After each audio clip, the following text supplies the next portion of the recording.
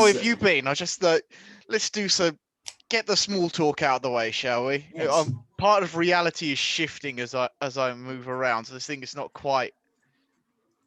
Anyway, sorry. Yeah, how are you? I am very well. I don't know if PBs count if you've only been lifting the same variation of a lift for 3 weeks, but PB'd on my skater squat, which I felt good about until you said, Hell yeah. "What is it?" And I was like,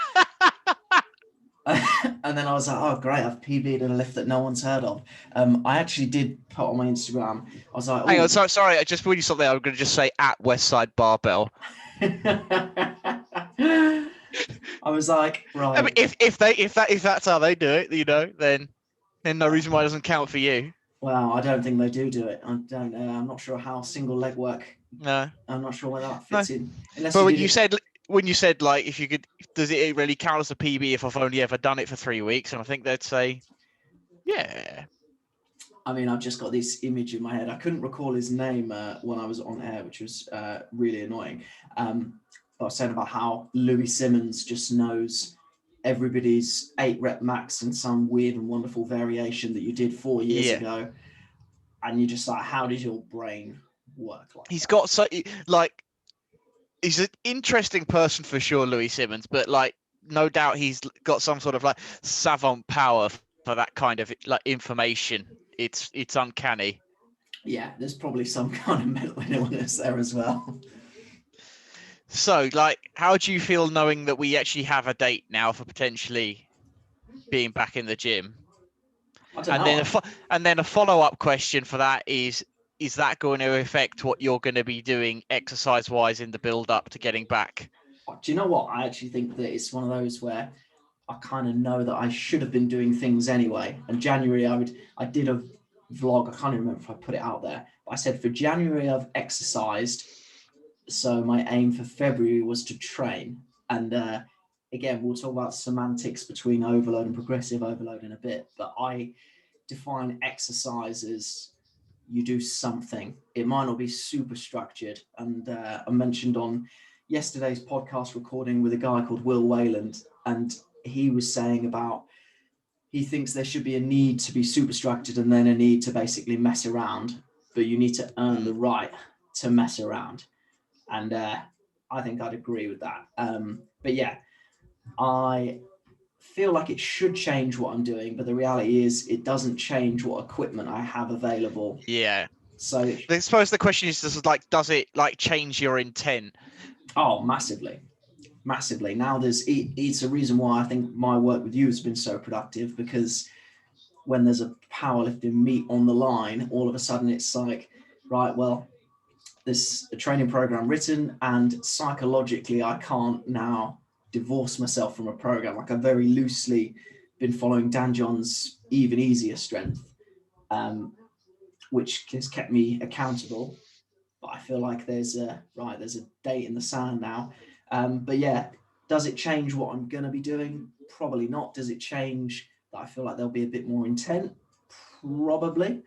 I'm just excited to go back to bilateral squatting, as sad as that makes as sad as that makes me sound as an individual, getting 2 feet on the floor and not having to come up with some weird and wonderful, like the other day, I don't know if anyone can actually see this, but the other day I nearly basically ruined my flooring in my living room because I had a 20 kilo, well, I've got a plastic bar with 20 kilos on, and I had a 36 kilo kettlebell. So I got my hands under and basically had the barbell in a Zercher squat, had the kettlebell in a goblet squat, did like 1 rep, and I was like, right, I need to put this down now.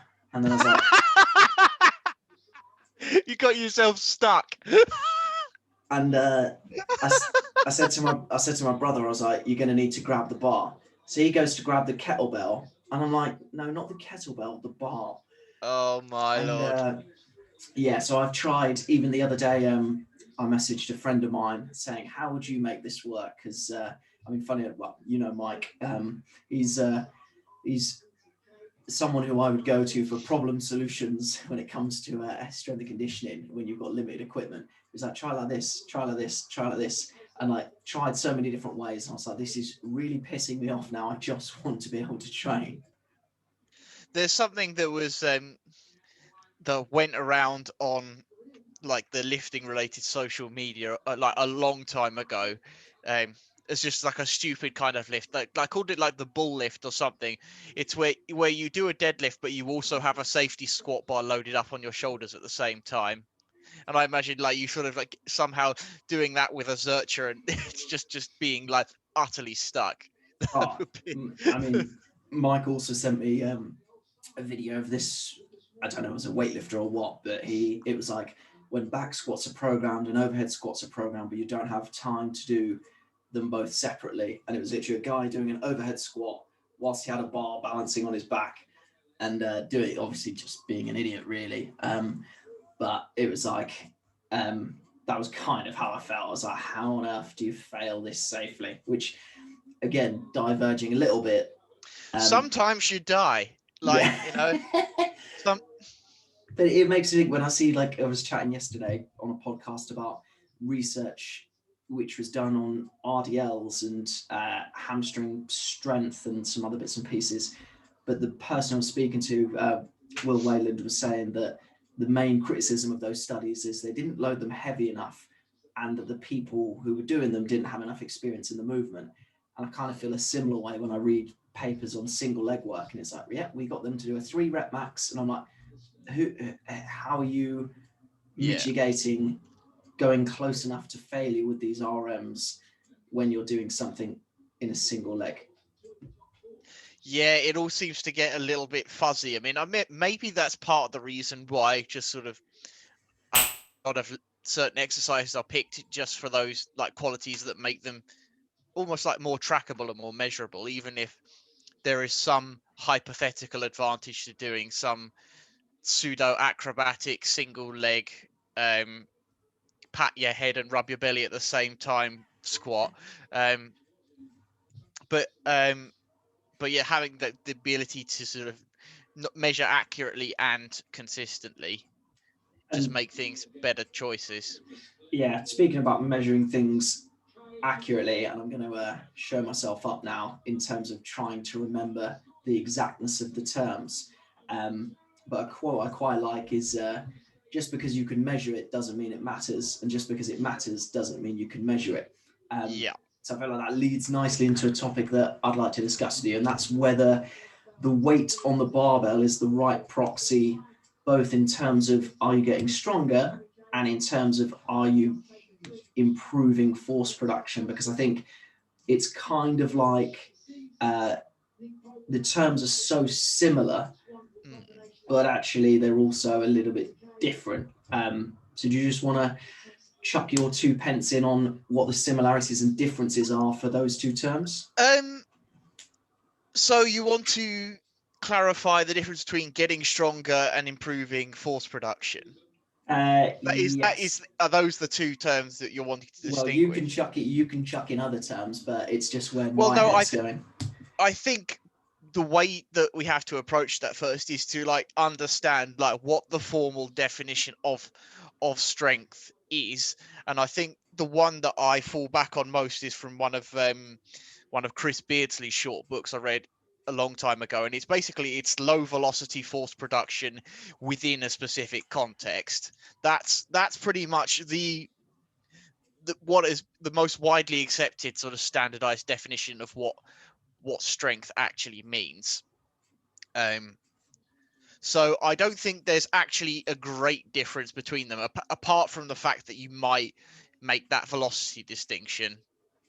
I don't know what your thoughts are on that.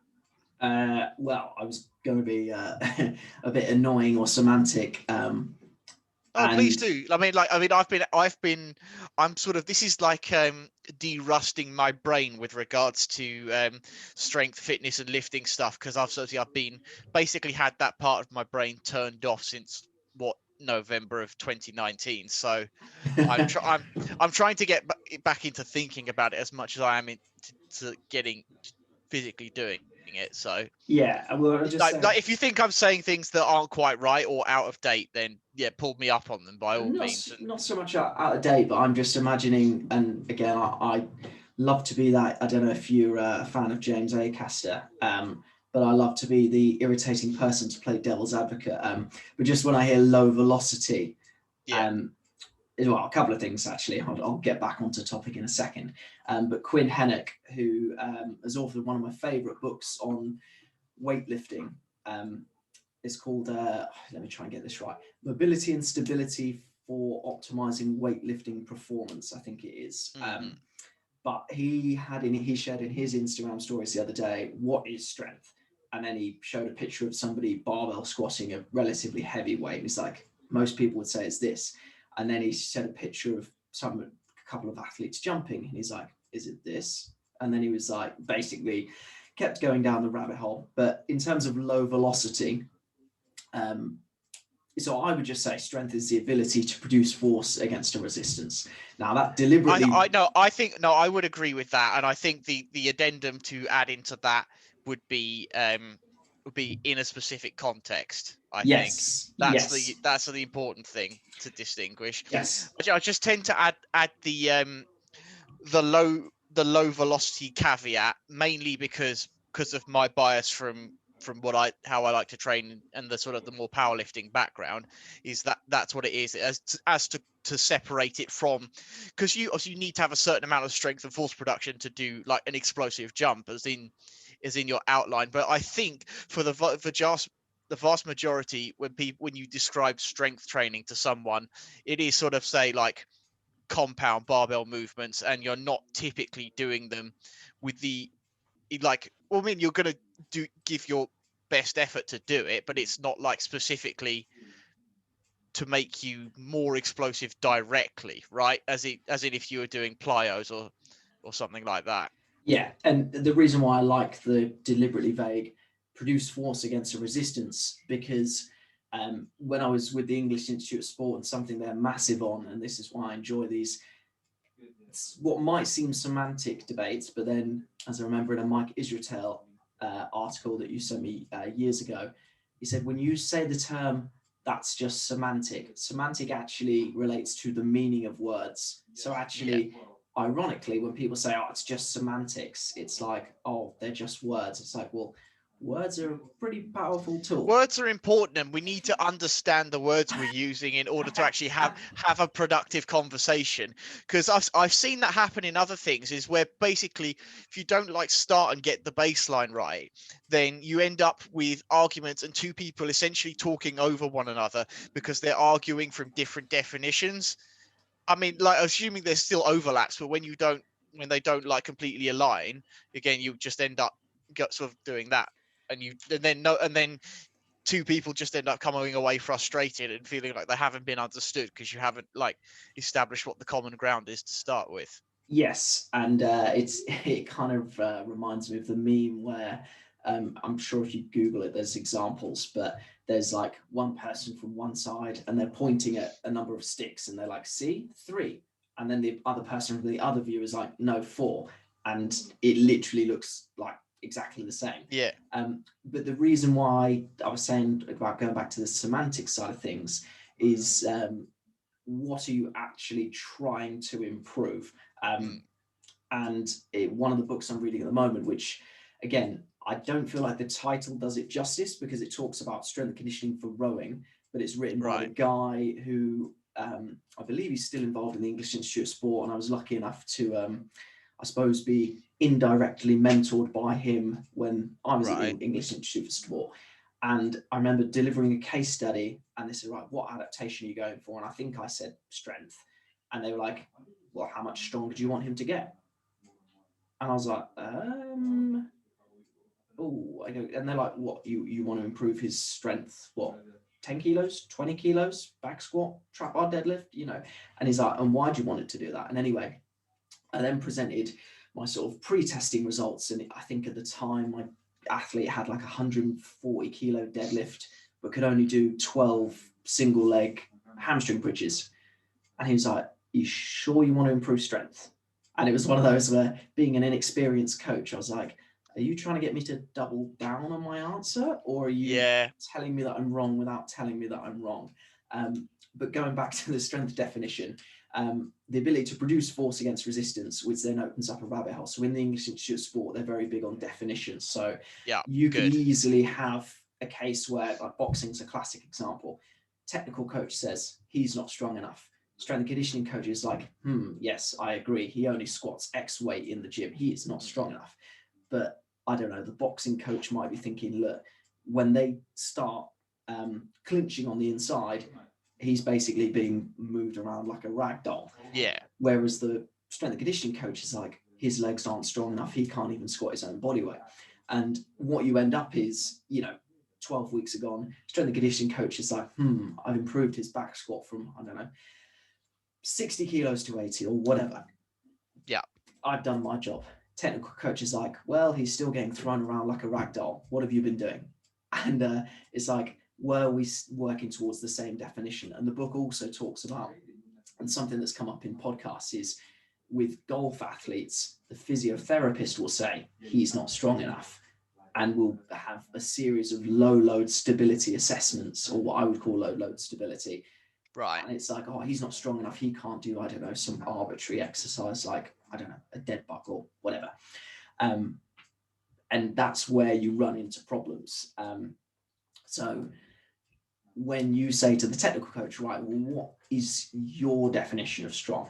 Let's work off of that. And then we can start mapping out physical qualities. And yeah, it's a theme that's come up on the podcast in terms of diving into, dare I use the word, sports specific strength and postures and stuff like that. Yeah, I mean, I think it's important, definitely, that coaches that coach different aspects of an athlete's performance do have the communication, so that they understand the capacities that are lacking, and or at least what has been observed by one of the coaches in the training, and that they talk and they can sort of, I don't know, like synergize their different parts of it.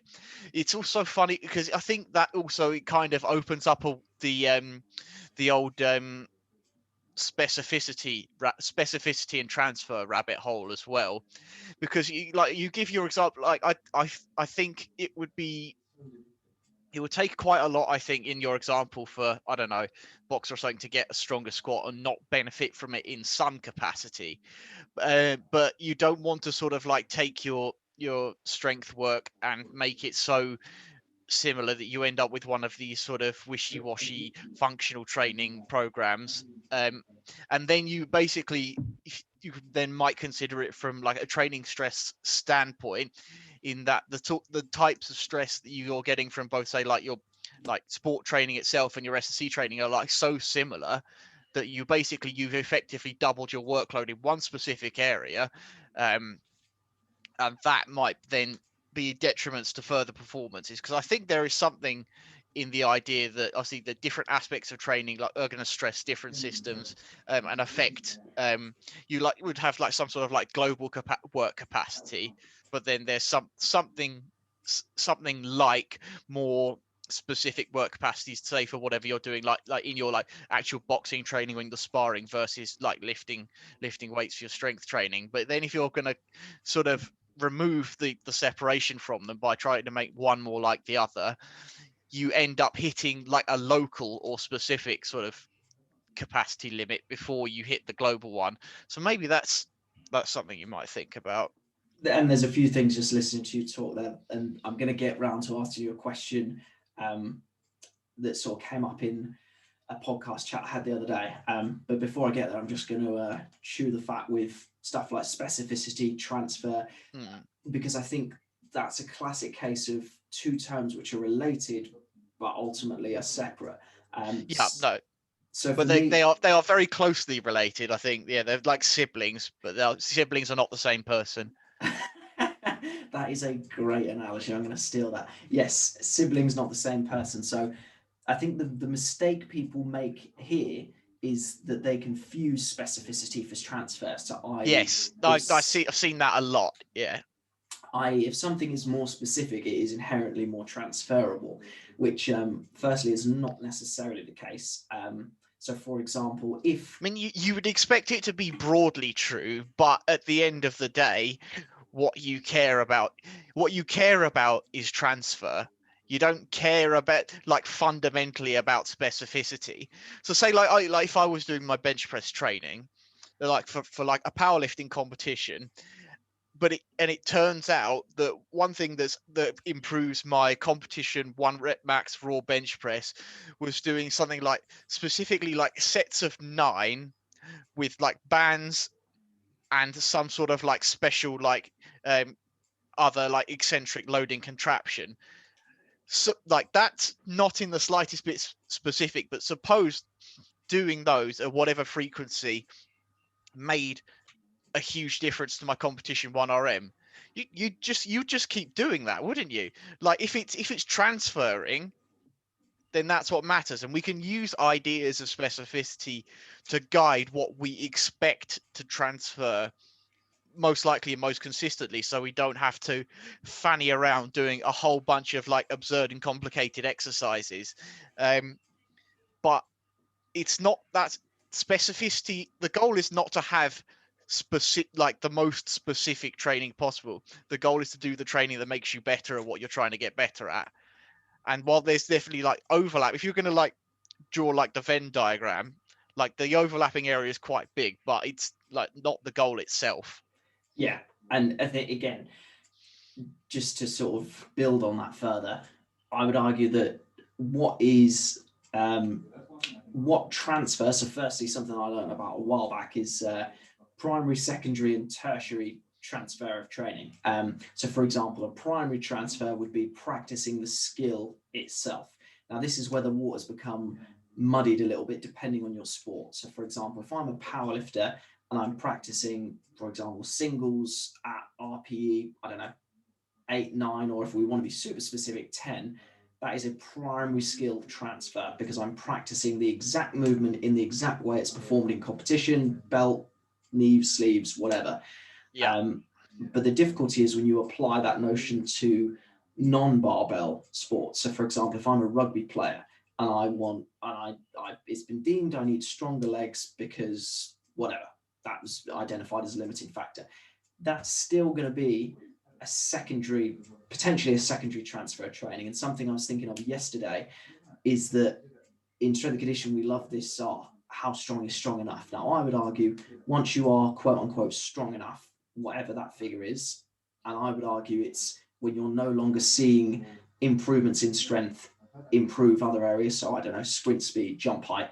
Then I would argue it gets relegated to what I would call a tertiary transfer of training. So this would be something like, okay, by getting us stronger, we're not sprinting quicker, we're not jumping higher, but it might be, for example, what keeps us injury free. It might even be tertiary in the sense of doesn't really improve performance directly, but it makes me feel more confident. Yeah.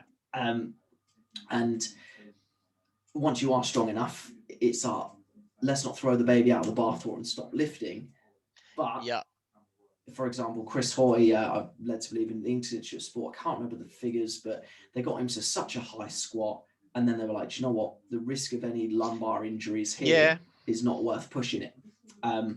So that's the first thing. Secondly, for different sports, that movement, that load is going to determine, different things. Like if we look at the first pull in weightlifting, looks very similar to positions you're going to see in rowing, but you're still going to, it's still ultimately not the same as getting in the boat and practicing the technique. No, of course. And as you said, if it's transferring, that kind of leads nicely into, I suppose, our next discussion point for me. And ironically, I was literally having this chat this morning, and it was about coming into sports with a completely fresh mindset, which is difficult if you've already learned stuff. So, for example, a lot of people get into strength and conditioning, personal training, just training at the gym, indoctrinated with progressive overload. And I remember hearing Mike Jashira of Reactive Training Systems say, if I didn't know anything about progression, how would I approach my training? And he said something along the lines of, I think I would do a session and then I would just keep repeating that until it stopped working or until I could no longer hit heavier or the same loads with the same relative intensity. So do you want to firstly give the listeners an idea of what your interpretation of I think overload is? this conversation, this idea, sort of stemmed from a barbell barbell medicine podcast that I listened to recently, and then suggested that you do the same because I thought it was very, very insightful. And it's this idea that the phrasing, or at least of progressive overload, and specifically that word overload, can sort of like confuse the understanding, and you end up sort of putting the cart before the horse in terms of basically like stress and adaptation, I suppose. I mean, in a lot of programs, like it says, the idea that obviously eventually, assuming you have a reasonably solid like training program, or just even like a training week, I suppose, is eventually you're going to get stronger, you're going to get better.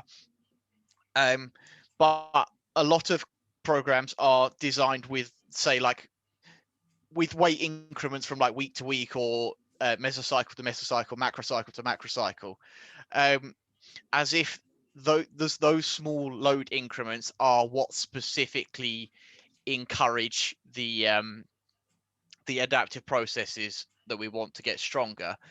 Whereas what has come out like from like this podcast in particular, and also is the sort of the fundamental underpinning of the sort of emerging strategies that Mike Teixeira sort of pioneered in the powerlifting world, um, and then Mike Teixeira himself sort of based the his understanding of emerging strategies based on a lot of Anatoly Bondarchuk's work. Is that eventually it's basically the way to think about it is the other way around. Like, we know roughly the types of stress, like training stress, that we can apply to someone that is going to improve their strength. So like it's going to be stuff like 3 to 6 rep range with a sort of like 3 to 0 reps in reserve, that sort of thing. Like, we're fairly confident, I think, in knowing that that's the sort of stress load that we would we'll give to someone, and that would be what would typically get most people, improve people's like strength outcomes. And so the idea is instead that being able to adding weight week to week is not necessarily what is driving your progress, but instead it is still in some sense a display of it, that you have like adapted or responded to the previous training stress and are now able to express more by adding a load onto the bar. So basically, it's sort of like turning it on its head, rather than you have to add weight on the weight to the bar in order to continue to drive adaptation. It's more that you take it, say, the fact that you can add weight onto the bar shows that you are probably at least in the ballpark of the right kind of training stress. And again, apologies for looking like I'm staring away, but I've managed to find the extract that I was looking for. Okay. So again, going all the way back to the start in terms of force production versus strength, and the reason why I think that it's important to distinguish between the two is because Chris Beardsley outlines 4 ways in which 1RM or run repetition maximum can be improved. And one of them is simply coordinating the movement better, which I think we need to be aware of in terms of, if the reason why we strength train athletes is to get them to improve more force and they're not producing more force, then... Well, how are they moving more weight and not producing more force? There you've got me. Touche. But I did wonder when I was thinking about this whether actually I'm overcomplicating it. But anyway, the reason why I say that is because the extract that I've just got up here talks about a rower squatting 60 kilos and then squatting 70 kilos. And maybe this will, I don't know, confound your argument. But hopefully this is the right extract, otherwise I'm going to look pretty stupid. But so I'm just reading. This is from Alex Wolf's Strength and Conditioning for rowing. So the 60 kilo back squat has an approximately, and this is for a specific athlete, by the way. This is not Right. if you This is squat. like yeah. Okay. It's like a case study sort of thing almost. Exactly. The 60 kilo back squat had approximately 50% greater magnitude of force compared to the 70 kilo back squat, with the 60 kilo being 9,000 newtons and the 70 kilo one being 6,000 newtons. The second is that the rate of force development, again, slightly different to absolute force, for the 60 kilo back squat was significantly more rapid than the 70 kilo back squat. Again, we can conceptually understand that the load is lighter. This demonstrates that good technique as well as sufficient loading is required for maximal force expression, not just the load. There have been times when athletes from multiple sports have been observed wrestling with the bar for an extra 2.5 to 5 kilo increase in load, believing this is helpful for maximal force expression. It is only helpful if technique does not break down and become a limiting factor. That seems very reasonable to me. So yeah, it just goes back to, although as coaches you might be like, right, technique's important, but I think it's easy for athletes to think, well, you would say that, you're the coach, like, of course, yeah. But where was I going to go with that one? But yeah, it comes back to, are you expressing the quality only, or are you developing the quality? So I would argue, going back to the previous argument with someone who is new to training, who's improved their 1 rep max, whether it's through improved coordination, and you say, well, how are they moving more weight if they're not producing as much force? I'm just spitting off the top of my head, so I'm looking forward to your comeback. But completely lost the point. But you would hope that they're able to lift more weight because they're able to produce some more force, not simply that, for example, there's less energy wasted. Your concern is that, I think that you're wondering whether strength improvements through improved coordination, are those kinds of strength improvements transferable? Essentially, is that really what you're getting at? Yes, which I guess for younger athletes and less experienced athletes, if you're coordinating hips, knees, ankles, bending and extending, then yes, it is, because the pattern is similar to, say, jumping, then of course it's going to do that. So my question to you then is, why wouldn't any like strength improvements via coordination transfer over into a sporting capacity? So the main things I can think of is that again, going back to principles of dynamic correspondence, is that the rate or the speed at which you're asking muscles to fire is different, but that's not necessarily that's not to say that, oh, well, this is a slow movement, this is a fast one, therefore it won't transfer. That the muscle action is similar. So for example, I don't know, whether it's, if for example you're doing squats, then it's probably unlikely that your, I don't know, chest pass in netball or whatever is going to improve. Probably not. That the direction of force is similar. So for example, if I'm doing, if I'm using back squats to improve my vertical jump, that's probably reasonable that they're both vertical force patterns. It's going to improve. However, is, for example, my back squat going to improve something like my height in a layup in basketball, when it's a single leg movement, transferring elastic energy from, I don't know, left foot to right foot? Then we get a little bit muddier. So for younger athletes, if you're working with, I don't know, like me, if I'm working with a kid who's in year 7, I can guarantee you getting their back squat or goblet squat better will transfer, because they're, if we go back to specificity and transfer, because their general base of athleticism is so narrow, you could probably do anything in a transfer. I mean, you could probably get them picking up dumbbells for farmers walks and it would probably transfer. Whereas, I mean, that's, I think, sort of where we start to converge then, is that obviously I think we can both agree that the strength is like one of the most general capacities in terms of how it affects like other athletic capacities. And so if that is lacking, then you're going to get more out of it than you would from doing anything else. But with it, it's always the case of diminishing returns over an athlete's career in any sport, I would think. Yeah, and just going back to the question you asked, if I remember rightly, in the book that I just quoted, they said either a few pages prior or a few pages later that with the 70 kilo squat, the athlete's hips were rising too fast. They were basically in, what strength and conditioning coaches might call like a stripper squat, where the hips kick backwards massively. Oh yeah, you do, yeah, Instagram squats. Instagram squats, indeed.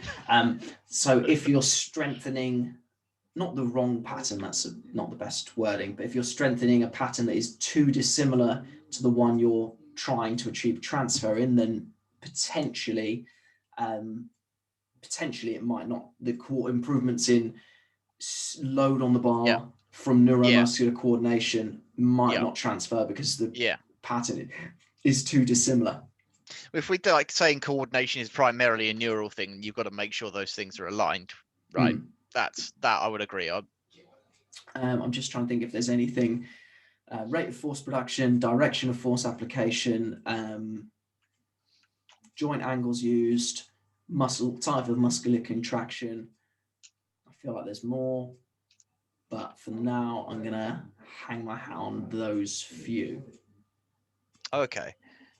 I mean, yeah, I think valid concerns, but I think in the most part, you want to say, like, is the weight on the bar could you go back and rephrase how you said, like, this earlier on about using the weight on the bar as your progress metric? Yes. Can you elaborate further on that? Just so in the example I read from the book, they were talking about an athlete who has squatted 60 kilos versus 70 kilos.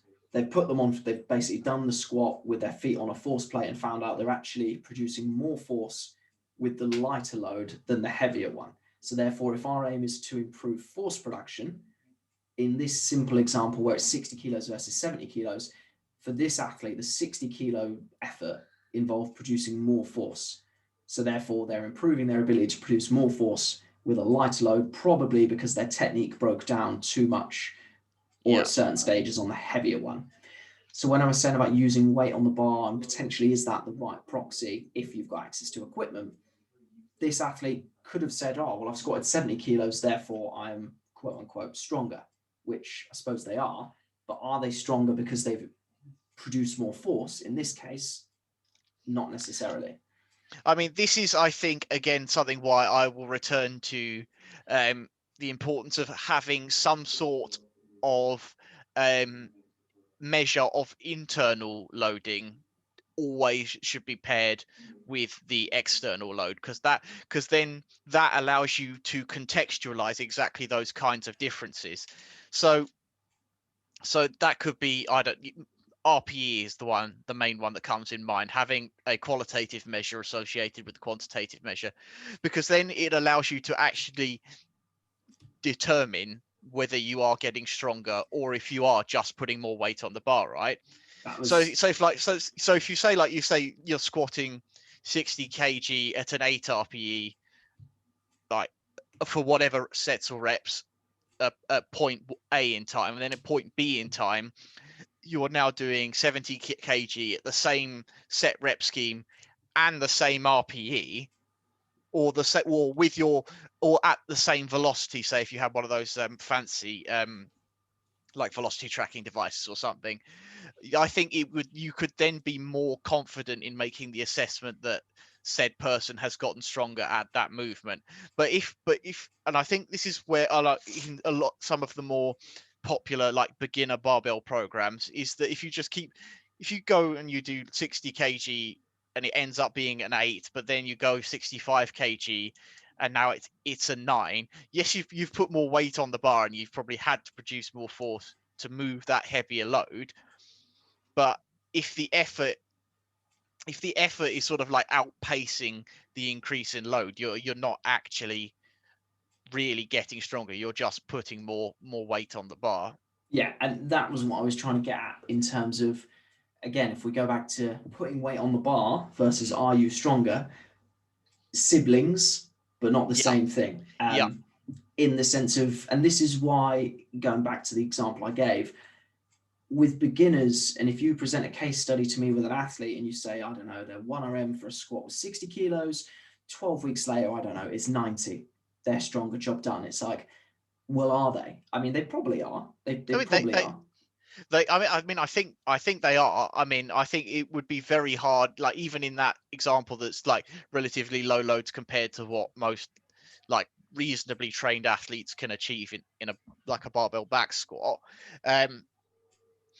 It would be hard for them not to have gotten stronger, even if like there was like a trend upwards in RPEs, because eventually like the adaptations will come round and they'll sort of like end up a little more evenly spaced. But yeah, I think it is important that that some sort of measure of because like your body doesn't know how much load you've put on your back or you're holding. Your body understands effort, basically effort and exertion, and so having some measure of that I think it is an extremely good idea to have that to contextualize the number that is on the spreadsheet. Yes. I mean, that can be RPE. You can, I don't know, you can record videos of the same thing, like corresponding training sessions. Even, I think, and this is the case in like more like formal sports training, when there are coaches, that extra qualitative assessment can be from the coach who's going to see you do that each session. And if they are like paying attention, they're going to notice that when your athlete may have put more weight on the bar, but then you see them like the technique's breaking down, or it's like disproportionately slow for what you want it to be because the RPE is high, then you are the regulator for that athlete. And I think as well that's part of why sort of where I know Mike Teixeira, I go back to powerlifting examples because that's where my sort of my background is, because there's no like the formal training structure of powerlifting that wasn't there, because obviously there's no money in it, it's not Olympic sport, anything like that. So there are no like coaches or like training centers or such where you can have the coach's eye in order to like regulate your athlete to the right loads and such like that. So it was developed as almost like it's developing RPE is like developing your own coach's eye.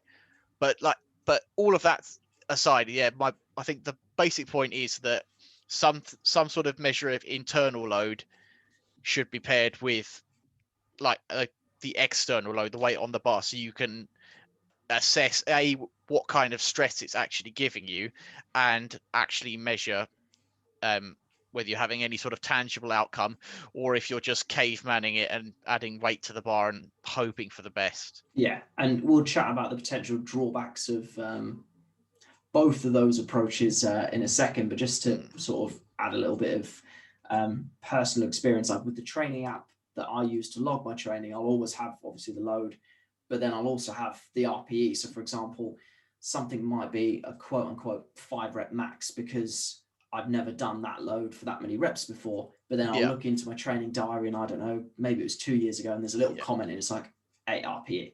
And you're like, okay, so it was a 5-rep max, but it's not 5-rep max. So it's like when I, for example, go and beat that, or maybe I do that weight for 7, I can be confident that I've gotten stronger in one sense because I've done more reps than what I've ever done with that weight. But then in another sense, it's like, oh, well, actually, you just put in more effort or you put on more load or whatever. That's why you think of it again that maybe that the 5-rep max is not the best way to phrase it. You might find this is your best set of your personal best set of 5. It's probably the more often a better way to talk about it, because then it allows you to, as I say, have personal best, and you don't automatically have to make the assumption, or anyone else does, that it's at a maximal effort at the same time. Yes, and this is what I mean about going back to where we were speaking at the start in terms of definitions, in the sense of some people might be like, yeah, 10-rep max, personal best with 10 reps, same. You're like, well, no, it's not. I mean, it's funny, you sent me, I can't remember the name of the video now, but as part of it, they explained what a 10-rep max was. And I was like, well, it's obvious. It's the maximum number of weight is the maximum weight you can do for a max of 10 reps. It's self-explanatory. but you think, but not necessarily. If some people think, oh yeah, 10 rep max, here's my best with 10. It's like, yeah, but could you have done an 11th one? Because if you could, it wasn't your 10 rep max. 10 rep max, no. It may have been your personal best load for a set of 10 reps on a given exercise, but I think the rep max is the implication there is that it's at maximum effort as well. Yeah, absolutely.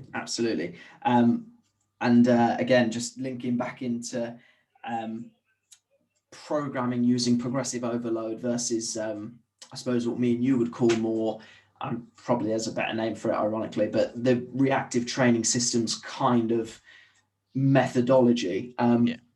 So, well, before we get into that, it's like adaptation before overload sort of thing. I think if you want to have a sort of a rough name for it, in understanding that the adaptation comes first and then the load does, then think about it that way, or bear that name in mind.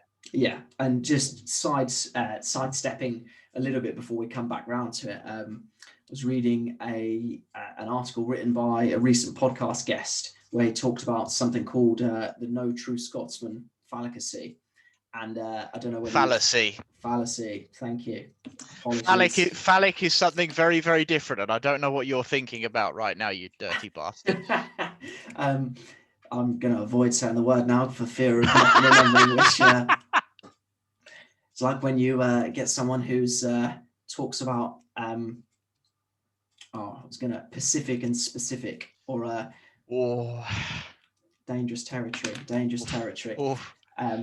Anyway, the No True Scotsman thing. But he said, are you really, he was talking about improving, using training to improve a sports specific skill, but from improving the physical aspects. And this chap, as an example, said, if you don't use barbells or the Olympic lifts, then he said, are you really a strength coach if you don't use these? And he said, the No True Scotsman thing, because a lot of people might look at that program and be like, you're not a strength coach because there's no Olympic lifts, there's no power lifts.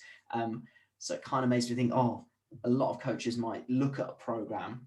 So for example, I'm currently tutoring a lad through his UKSCA accredited strength and conditioning assessment. And in talking to him, he's like, well, my guy's new. This is what I do for the first week. And he's like, I'd probably keep it the same for 2-3 weeks. And I said, look, outside of this assessment, I think nothing wrong with that. I actually quite like it. But for the assessment, they're going to want to see progressive overload. Yeah. They're going to look at your program and be like, you've put the same in week 1 as week 2 as week 3. And it's the No True Scotsman where it's like, are you a strength and conditioning coach if there's no progressive overload? I mean, I did think about, not long after I originally recommended the Barbell Medicine podcast to you, sort of analogizing it. So like, imagine if you got a prescription from your doctor of a drug for a condition or something, and they say, right, you're going to take this much this week, and then you're going to take a little bit more next week, and a little bit more, and a little bit more for the next 4 or 5 weeks. Is that ever how it's done? No. It's like they say, okay, we're going to give you this, you're going to give you this dose, and you're going to take it for whatever period is, and then we'll see if your symptoms have subsided. If that hasn't happened, then you can consider changing the dose, or even going or changing the medication entirely. But you don't sort of second guess how you're going to respond to it by like just adding it in an arbitrary fashion. Yeah, you don't. Your doctor doesn't decide arbitrarily. If in week 1, look, you're going to take, I don't know, 25 milligrams, but by the time you get to week 4, we'll have you up to 100. Analogies are a funny thing. I mean, yeah, I think it's a helpful way to think about it, because it also helps to, like, some like in medicine, like there are some drugs that their side effects as well are dose dependent. So like, while you might say have the response you want at 25, but if you then just like ramping it up to 50, bunch of like side effects might kick in, and that may be analogous to like sort of like overspilling your bucket of training stress or something like that. So the fact you don't want to second guess it, you just want to let the response show itself, or not, as the case may be. But then you've observed, or you've observed something or observed not something, and you can actually make a decision based on that. And I'm just going to jot this down because otherwise my brain will go off on a tangent and I'll forget to say the point. But what you've just said there kind of describes how I was managing my own programming before you kindly took over, in the sense of I was doing, and this is a conversation I've had with a friend of mine, where we find it like when my nan, God bless her, was still with us, would find it amazing that she was like in her 90s and on all this different, medication. And I was thinking, how on earth has a doctor not looked at that and think, oh shit, but what if this medication interacts with this medication, which might interact with that medication? But yeah, the analogy I was going for was the programming that I used to do prior to you taking over was, I like, for example, I don't know, this bench program, but I also like this squat program, but I'm quite keen to do this for my overhead press. And you're just like, hang on a minute, you're mixing so many different doses of different things. Yeah. How do you know what was it that actually, I don't know, did you in? And the second thing I was going to say is what you were saying with, we need to see if there's an effect or if there isn't one. A lot of people would be like, I don't know, I ran this strength program, I didn't get stronger, therefore it didn't work. And you're like, maybe not, but also don't think you've wasted your time in not getting that, because, for example, it might have been that the dose wasn't high enough, or the frequency, or whatever. Yeah, I mean, it gives you things to think about and things that you could then take away and then to make better decisions in future training cycles. And it's a thing that like, I mean, I think it's harder in one's personal training, that you sort of like normally, like in science, like observation of no effect or nothing happening as a result of experiment is as useful to know as like a positive result. But there's things like publication bias, like towards positive results, because of the way things get funded. But yeah, the idea is that you want to sort of like establish that it's helpful to know things, or at least you think you have to think then, so why would I not get what the response that I expected when I started out on this particular thing? And then you can take it and modify it and so on and so forth. Yeah, and it reminds me of a quote in a podcast I did yesterday with a chap called Will Wayland, and he said that absence of evidence does not mean evidence of absence. Yes. And it's kind of similar to what you're saying there, in the sense of, oh, well, I got no effect, so does that mean that I've got nothing to go with? Does that mean the program is a complete waste of time, or actually does it mean that there was a variable here that potentially needs to be tweaked in order for me to realize the effect? I mean, I think an example of that would be like 5-3-1, Jim Wendler's thing. Like, there are lots of like devout followers of 5-3-1. They start on something basic that's like outlined in one of the many books. But then you look at people who have like been doing quote unquote 5-3-1 for like years and years and years, and you compare what they're doing compared to what's written in the book, and they like look almost like nothing like what it originally started with. But that's because they've had that process of sort of figuring out what they did and didn't respond to, and then like making these tweaks and adjustments like based on observation. Like, remember, like, evidence can be like what you observe yourself in your own training.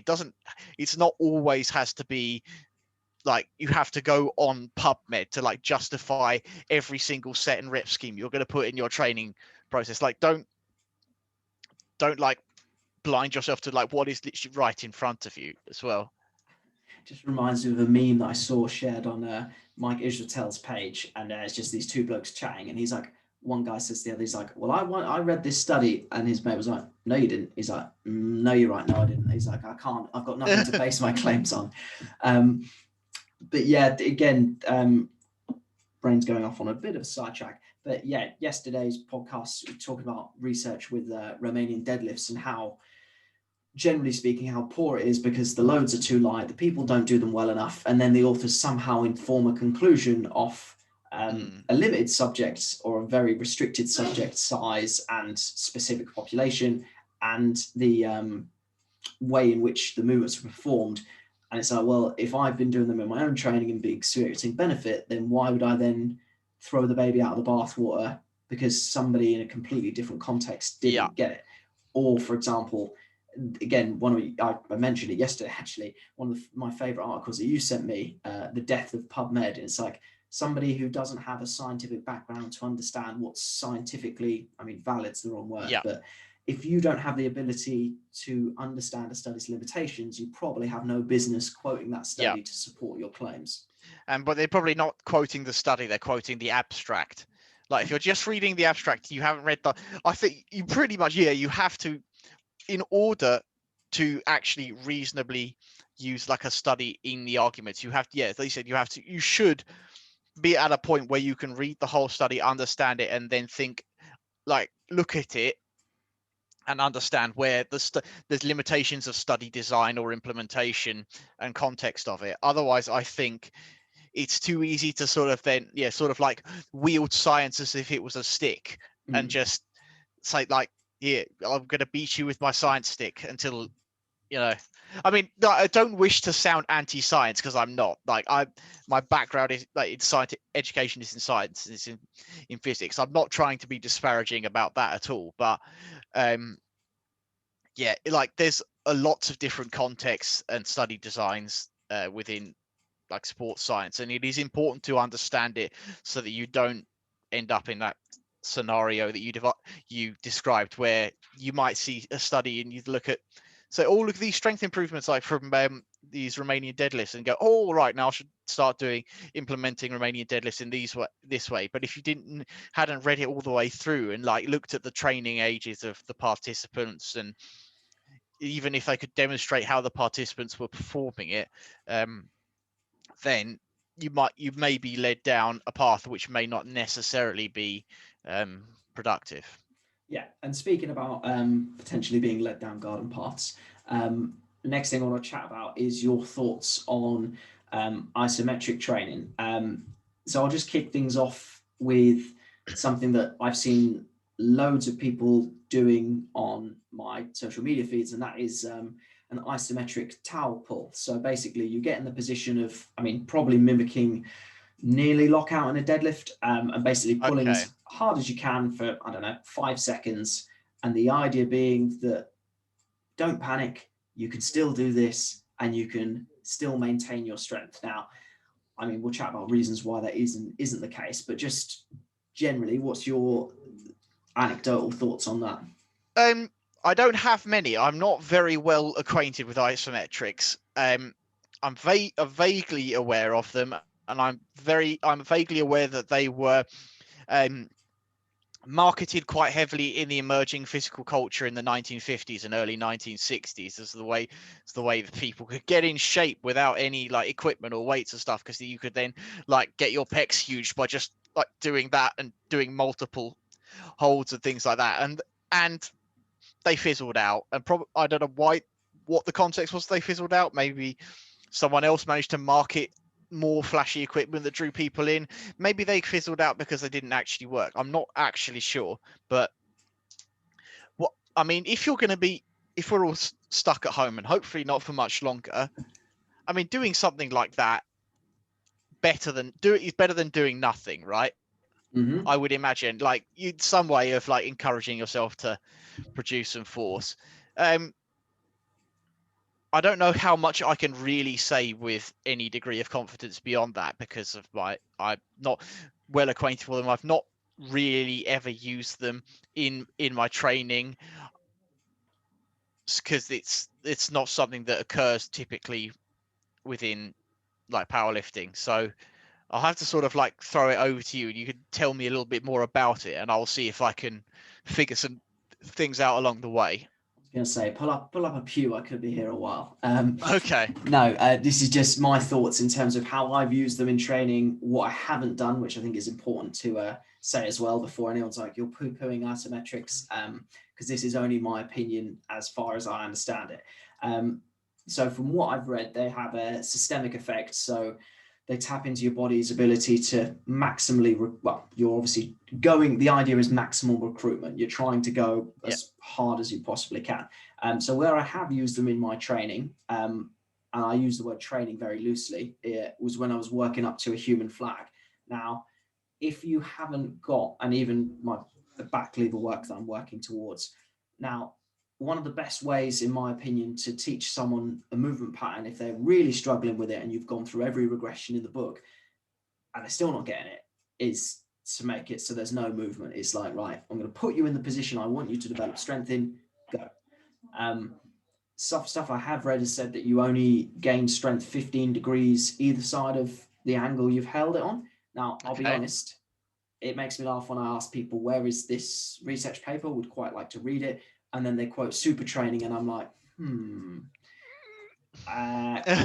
it kind of falls into that PubMed thing where it's like research says, and then it's like whatever you follow it with apparently counts, because somebody somewhere, and it's some bloke called John Research on Instagram. So research says.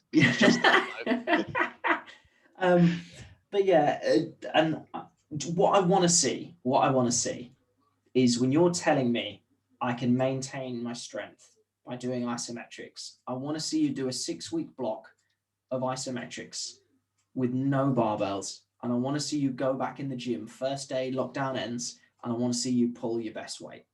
Or I want to see, now, I mean, that's the thing as well, is that it seems that at least that isometrics are often touted as like a whole training methodology just by themselves, not just in one specific tool in your toolbox of lifting and training, that you can only do isometrics. And I mean, I see where you're coming from, is that's what you'd have to do if you're going to test that hypothesis, but you can do other things. It's not like the gym police are going to come and batter down your door because you did an isometric, but then you also lifted a barbell or lifted a dumbbell or did a one-legged squat with a kettlebell. Like, I mean, that's something, that's my sort of like caricature of the caricature that I've come to see of isometrics as, like, you do it's like doing isometrics is like doing CrossFit. That's kind of like, it's what you do, like, sort of thing, even though I think that's a poor way to go about it. Yes, and I suppose what I'm trying to get at is, going back to our medication analogy, is I'm perfectly fine for you to use isometrics as part of the program and for it not to be the program. But if you're telling me that isometrics are helping me maintain my strength, but then you're also doing barbell work, I'm going to probably say that the work with the barbell is what is helping most. And going back to where was I going with this? Going back to what we were saying, I think, and this is kind of what I mentioned in yesterday's podcast, in that I haven't got an issue with isometrics. I've got an issue with, and I'm reluctant to use the word marketed, but I do feel that way, because I remember isometrically mid-thigh pulling 235 kilos about, I don't know, a month out from nationals where I wanted to pull 220. And initially I got all excited because I was like, oh, this shows me I've got so much in the tank. And then I was like, oh, maybe you could test your isometric pull at every portion in the deadlift to find out what's the weakest point, so you could find out your 1RM. And then I had to slap myself because I thought, well, hang on a minute, your 1RM is always going to be the maximum weight you can lift through the weakest portion of the lift anyway. So I'm like, really, what use is what you can lock out? Yes, it's recruitment. Yes, it's an important factor. But I feel like, and I have going back to what we tend to say about strength and force production. I said on yesterday's podcast, when I go back to the gym and I start lifting heavier weights, hopefully relatively quickly, is it because I'm producing more force? Is it because I'm getting stronger? Is it because I'm becoming re-coordinated with the pattern? Is it a combination of all three? Do I care if I'm lifting heavier weights? But it's like, if I can't pin down why it is that something's worked, or indeed that it has worked for the reasons that I say it works, how much confidence can I have in it? Because part of me thinks I don't care how it works if it works, but then also part of me thinks, if you're doing isometrics but you're also doing barbell training, how do I know the isometrics are what did it? And you might say, oh, well, you might as well try it all, and if it works, great. But then I don't know whether isometrics are a waste of time or whether I should be including them. Yeah, I mean, I'm just going to make this offhand comment because I think it's funny, but the only times I've done isometrics in powerlifting training is when I've missed a squat or I've loaded the deadlift bar too heavy. That's the only times it's ever happened to me. But yeah, I think again, I think it comes down to you may even have to do like a couple of cycles of them, and I think it's worth noting as well that their general sort of, I think they have a lack of prevalence in a lot of strength and conditioning programming, and I think maybe that's just because they've been weeded out as a sort of like process of selection of what generally works, what doesn't, or considerations for what's like time efficient, stress efficient, etc., etc. So maybe that's why that they seem to be, I don't know, less prevalent, is that we have other things that we know work and are more desirable for other reasons as well, that go beyond the pure training effect. Yeah, and again, I don't want to say isometrics are useless. I've seen No. enough stuff to say they're useful in tendon health. I know Stephen Jones, who I spoke to on the podcast about strength and conditioning for cricket, has found some massive transfer in terms of helping fast bowlers, and he's got the evidence to prove that, which seems pretty robust. So I don't want to say they're useless, but I don't know. It's one of those things where, again, I suppose I've got no evidence, which doesn't mean that it doesn't work, but it's one of those that for me, I don't know, it just doesn't pass the sniff Look, test. and I think, like, I'm going to take a wild guess, and I imagine you're probably not going to be doing isometrics when the gyms are back open. I I'm mean, going to take a wild guess and say that's not something that you're going to really continue to do. you can chuck Correct me if I'm wrong, you but can you can chuck isometrics in there with the single leg work that I've been doing this month in the box of things I will not be doing when gyms reopen. And that is not to say that single leg work isn't useful either, but what do you think you are going to be doing then? I I think think we just like explore what, I mean, we've had bursts of having like exercise and training facilities open.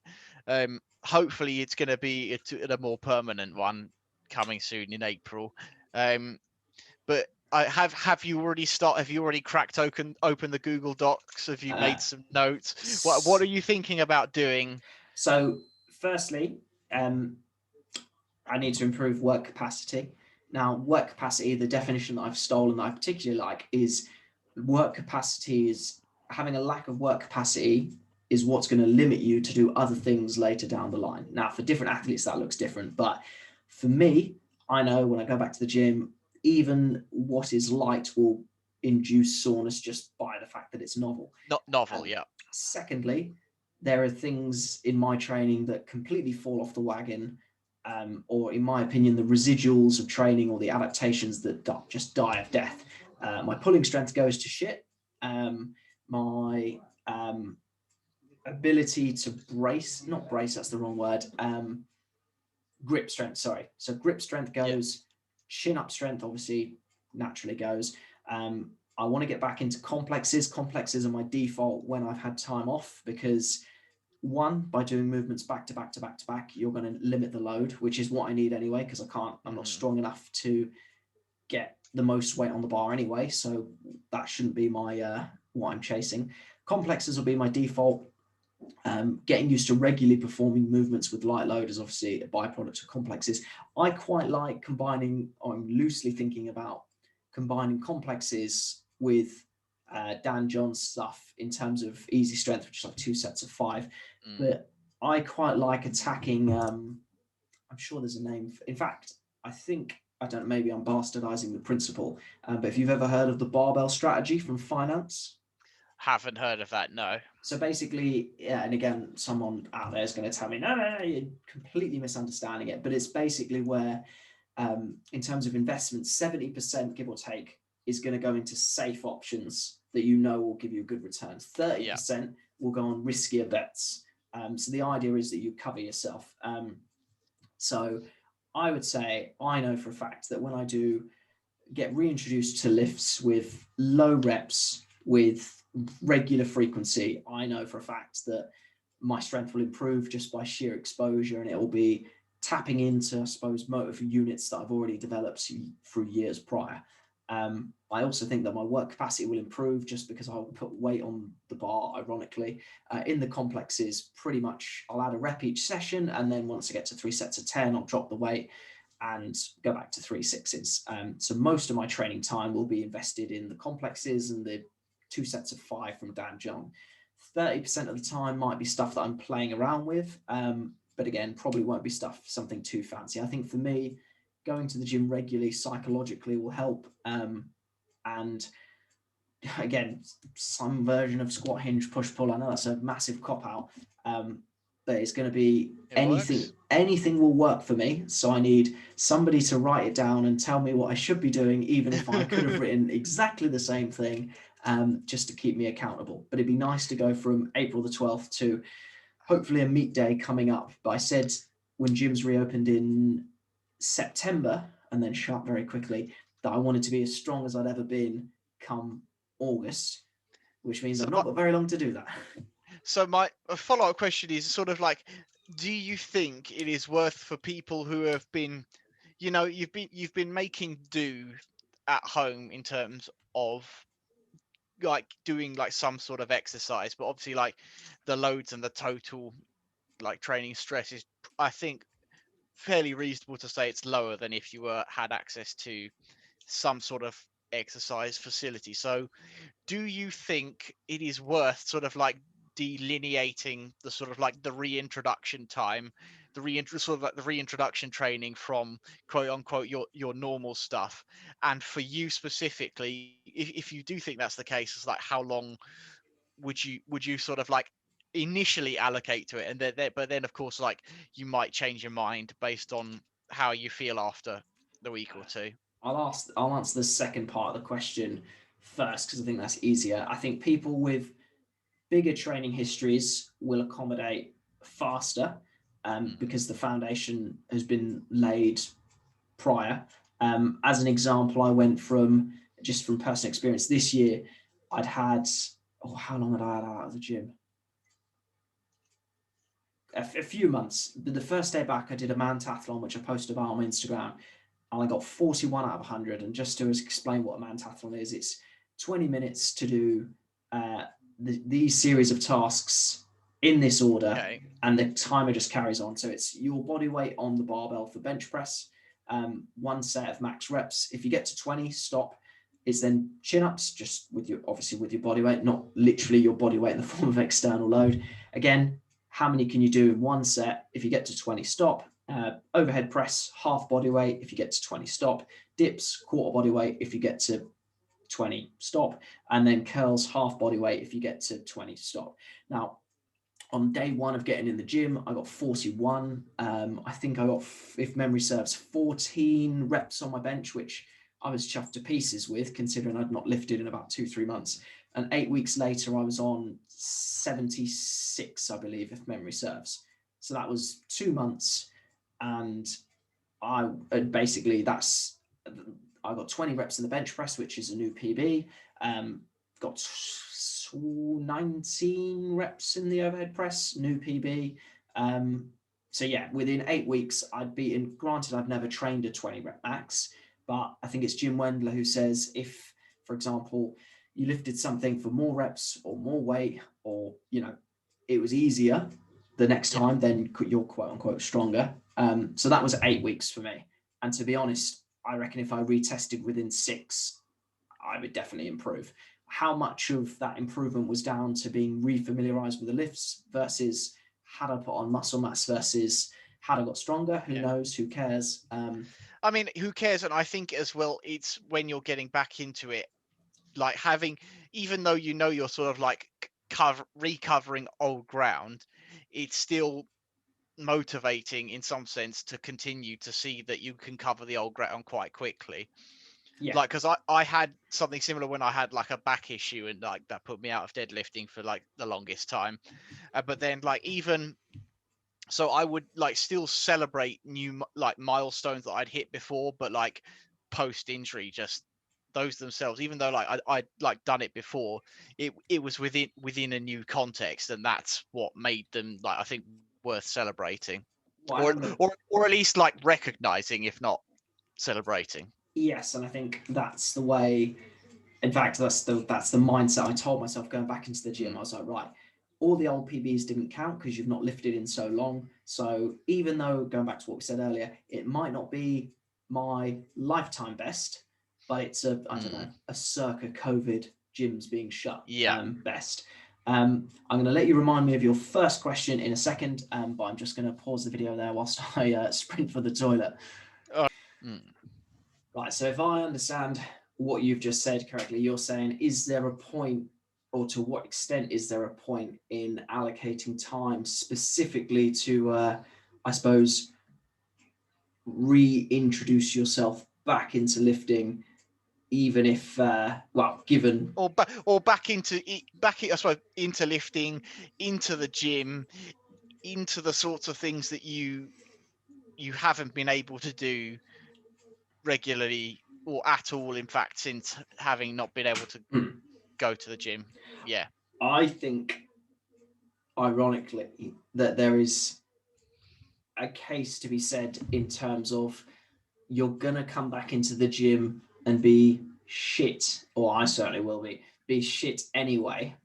So you might as well be shit at things that you were always shit at, rather than have the, like, for example, if you pick a variation of a lift that is not exactly what you would be doing, but is sensible enough to still do, it's better that you be rubbish at that, because that is probably going to be, it's kind of like the way I feel with when people talk about, do they do single leg stuff or do you do double leg stuff? In the sense of, if you've got somebody new to the gym, and I'm probably going to go off piste here, but if you've got someone who can split squat 40 kilos and they can back squat 50, then for all intents and purposes, you might as well split squat 40, because you're so rubbish at both, you might as well do the one that is naturally going to be more rubbish and get more out of it than do the thing that you would normally be good at, but on a lesser level, if that makes sense. So for example,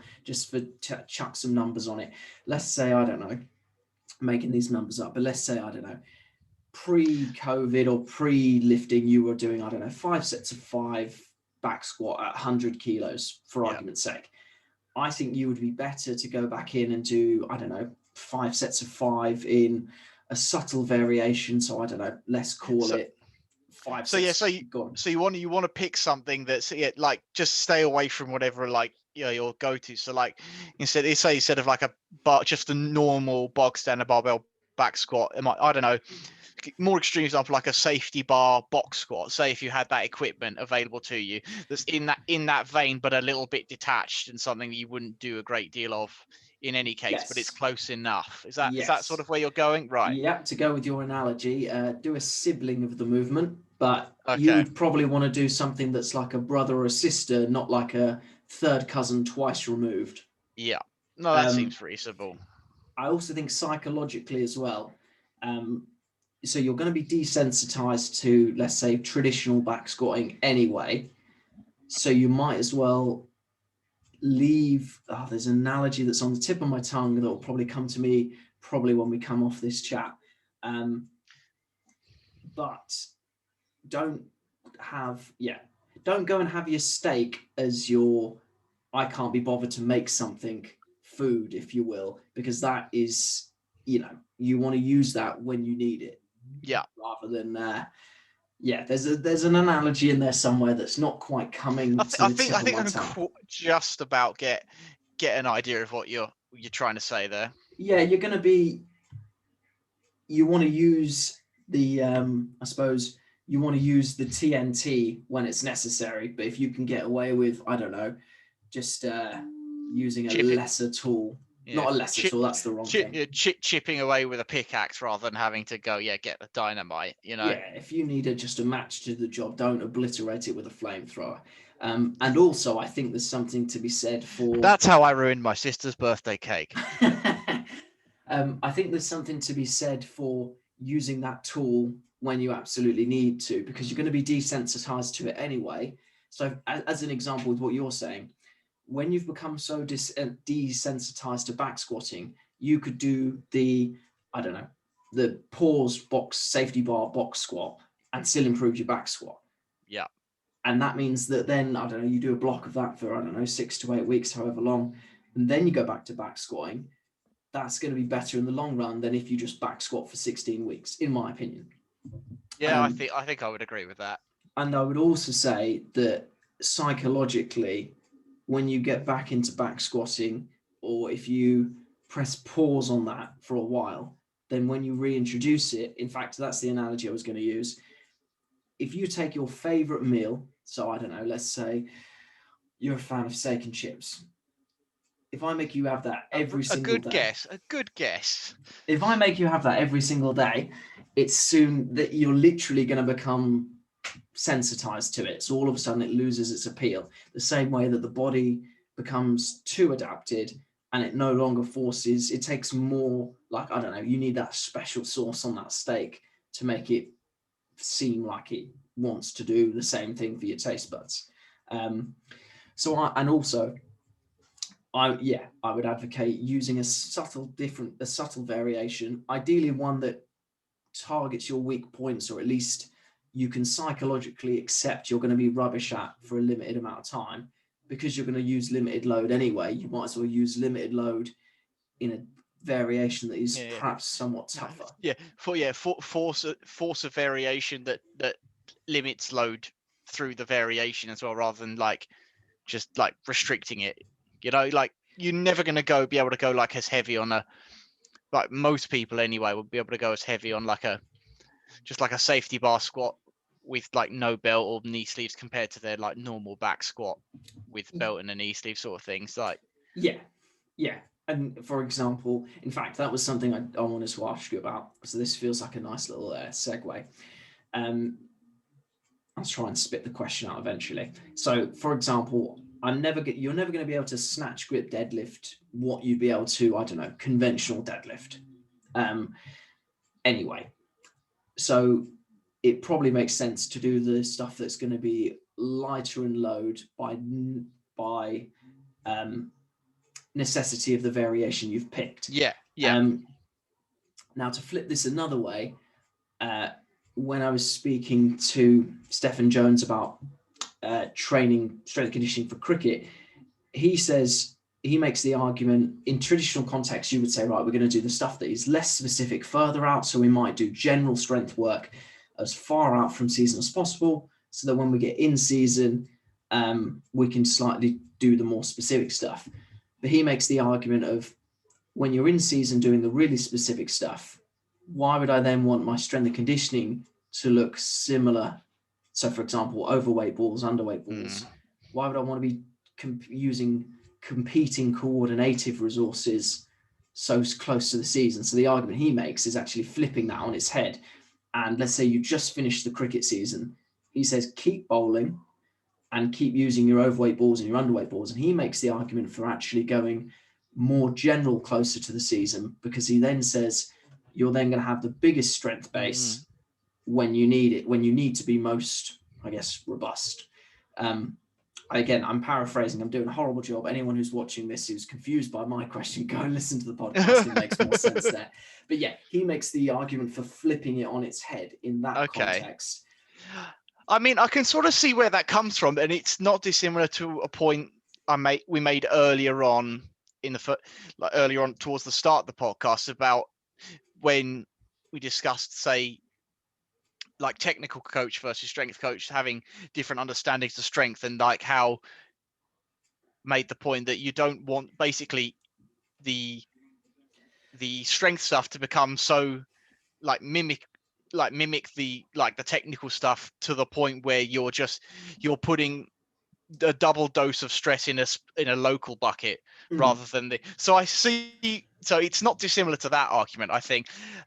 Admittedly, I'm not particularly familiar with how the cricket seasons work, so a lot of that could be, again, dependent on the sport itself and how the season works and how the matches are played, because it's also important, I think, to think about you can make things more specific, but again, like I imagine like the amounts of training they're going to do outside of actual matches is probably going to decrease as well. Like if they're going to be, because they want to be like have higher readiness for actually playing in the match, because that's what matters, right? So perhaps I mean I can see where he's coming from, but I don't know. I see the point as Bill about basically it's like a sort of like consolidation of stressors sort of thing.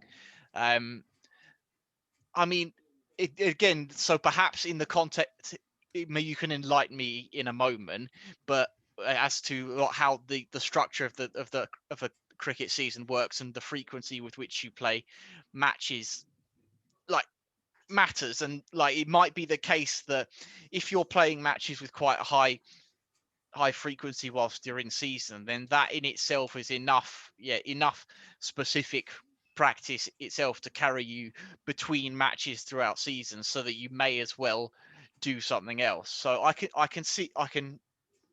it's not I mean, it might seem like it's flipping it on its head, but it's not entirely unreasonable to me, at least not at the first impression. And actually, I think the consolidation of stresses to me is probably the easiest way of putting it. Because again, not to say I agree or disagree. What was I going to say? Yeah, not to say that I agree or disagree with the notion of flipping it on its head, or the coordinative stressor versus the physical stressor.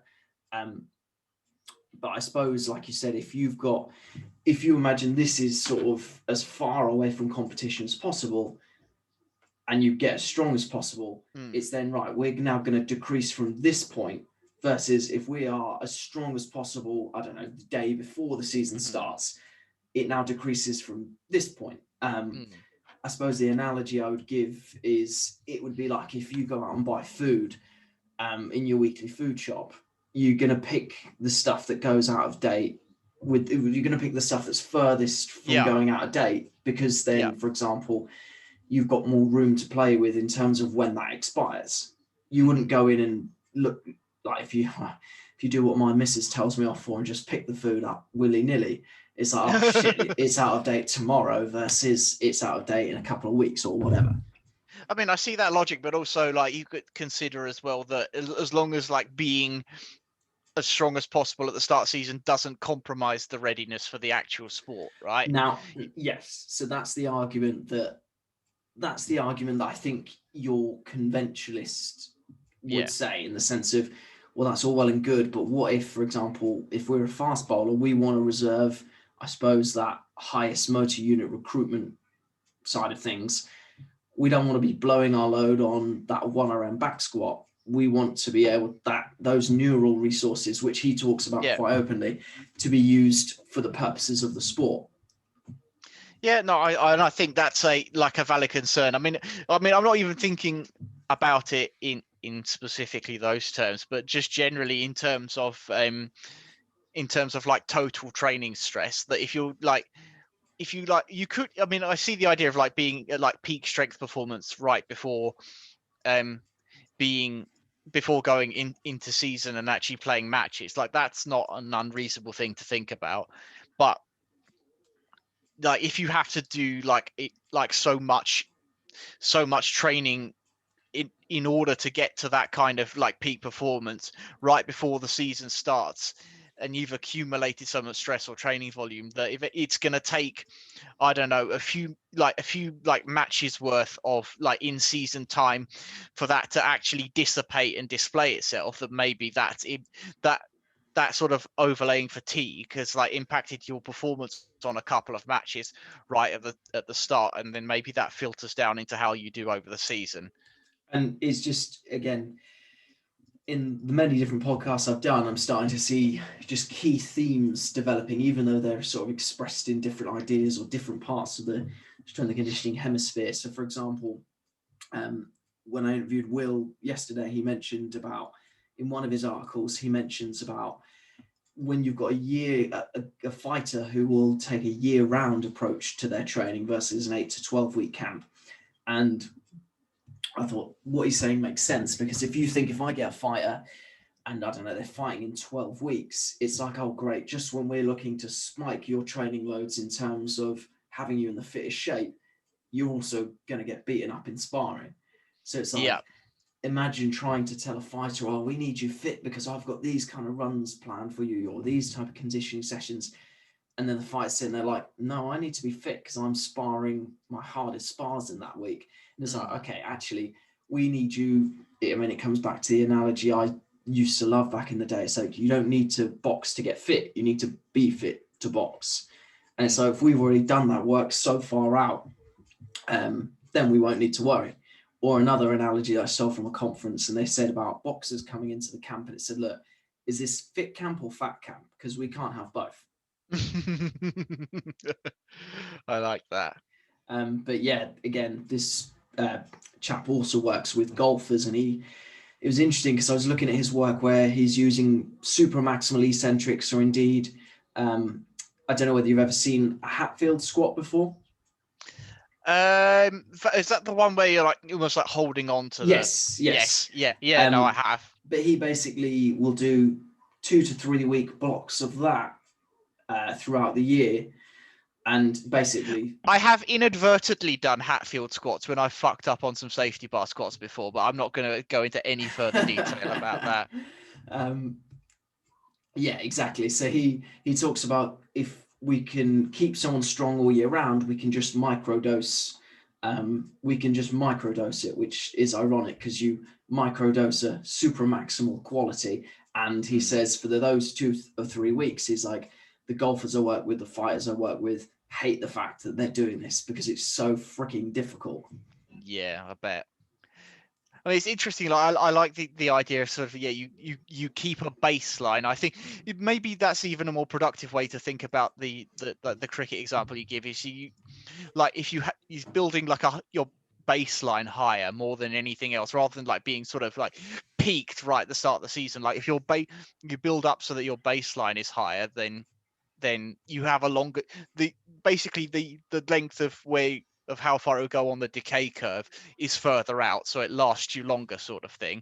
Maybe if you thought about it in, I don't know, thinking about it as a baseline rather than a peak, like you want to like rate you, rather than going towards the ceiling, you're trying to like raise the floor up, sort of thing. Yeah, it's funny as well because going back to, and this kind of goes back to the chat we were having when I sort of split this off air, in that when it comes to thinking about a quote unquote ideal avatar, or whatever fancy name people want to put on the business world these days in terms of who would listen to the podcast, I'm like, I don't know, because in my brain, if you've ever seen a Coggle, which is basically it's a program I use, it's like an online mind map.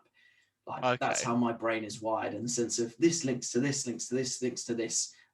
Even in hearing you talk, one of my other podcast guests, Jeffrey Chu, he talks about the concept of raising the floor versus raising the ceiling. And the floor in this case would be the stuff that we can improve, which won't have a massive recovery cost on other things. Whereas the ceiling is like, in the concepts of fighters, is stuff like improving lactate threshold, improving, well, that's the best thing that improving the floor would be just improving general levels of robustness. So you might be drip feeding in the robustness circuit. So that would be, when I spoke about my own training, that would be the barbell circuits. Like doing circuits with an empty bar is not coming with a huge recovery cost, but if I do them often enough, it'll just improve. It just accumulates, and you get interest on it almost, in terms of like training Exactly. benefits. I mean, funny enough, I've never stuck with it long enough to see it through, to see when linear periodization would stop working. But I've done the maths on it. I think it's 110 sessions is what I would need to go from using an empty barbell for 3 sets of 6 to eventually overhead squatting my body weight with sets of 6 at 70 kilos. Now, inevitably, I know it would break down well before those neat and tidy maths. It's nice to think. It's nice to think about it, and nice to see how far like the expectation matches up with reality, I suppose. Yeah, that classic meme. I can imagine me being, I don't know, pinned with 50 kilos. But then I also think as well, if I could be bothered to run one program consistently, it would be like Dan John's, the warm-up is the workout. And then I think at what point would I, and I've ran it through before, I think the most I've run it through is I've got to the point where I'm doing it with 40-ish kilos. Now, as a proxy for muscle mass hypertrophy work capacity, for me at my body weight, that would be, well, it'd be more than half body weight, getting to the point where you can do 3 sets of 10 with, say, a 40 kilo Z press, overhead press, and then 3 sets of 10 chin-ups. I know my work capacity is in a pretty good place when I can start knocking that out for 3 sets of 10 with a strict minute rest. But for the upper, obviously, naturally, upper body is going to die of death before lower body. And then it's like, I don't know, I'd like to run that long enough to then think, right, well, do I then push press, or do I then push jerk, or do I then, Yeah. But I think the problem is I would need entry levels of pulling work that I know I've got too much of an ego to then go and think, oh, I'll do 3 sets of 10 bent leg inverted rows, even though horizontal pulling wise, 100%, that's what I should and could be doing. In my head, bent leg inverted rows feels like I'm, I don't know, squatting 40 kilos for my working sets, which again, probably should be doing, but my ego is never going to let me put just 40 on the bar. I mean, going back to what you said, like your ideas about having sort of like similar but removed variations upon return to training is definitely something that was at the forefront of my mind when considering what I plan to do when I get back into training, because I'm not like planning to do any sort of like powerlifting competition like anytime soon, so I don't see the need, like it, especially when I've been away for quite such a long time, to have any sort of specific like attachment to those movements. Like maybe it's worth it, like you might do like a little benchmark or something, just so you actually you can sort of see like when you've been like successfully reintroduced or like reaccumulated, but yeah, I'm not feeling particularly like attached to. It's obviously going to be like mainly barbell work and as such of that, but I think like Romanian deadlifts are something that basically I want to work on variations that I've like always sort of been bad at. Romanian deadlifts are one of them. Like even when I was sort of like at my best of my like 1 rep max deadlifting capabilities, like around 210, I think is like around where my best was. Then I was doing Romanian deadlifts still with like a maximum of like 60 kilos for like sets of 10 or something like that. They always just absolutely like obliterated me. Like I do 3 sets of 10 with like 60 kg back then, and I wouldn't be able to like walk for 3 days straight because my hamstrings got so like lit up from them. I don't know what it is. It's whether I'm like executing it in a strange way, but they just really just seem to like be absolutely brutal on my hamstrings. And but again, at the same time, because I'm going away from training for a long time, I think like absolutely everything's going to make me brutally sore, probably for a couple of weeks. So I may just choose the worst one, and then everything else is going to be like a breeze in the park by comparison. That's just, I mean, I'm just going to have to scribble some questions down because I've got about 3 in 1 that have come to me. But it's interesting you say that because I was chatting to a colleague of mine, and he is lucky enough to have access to his own gym. But we were talking about RDL loads relative to deadlift loads, and I was thinking, I don't actually, like, all I can do is pull up my data on my where I log my training. So that's interesting that you've said that, because in fact, I'm going to do it now just for ease of comparison, because I think, and this is where the RPE comes in really useful, because I can now pull up using the app on my phone how well I've done in my RDLs relative to my deadlift.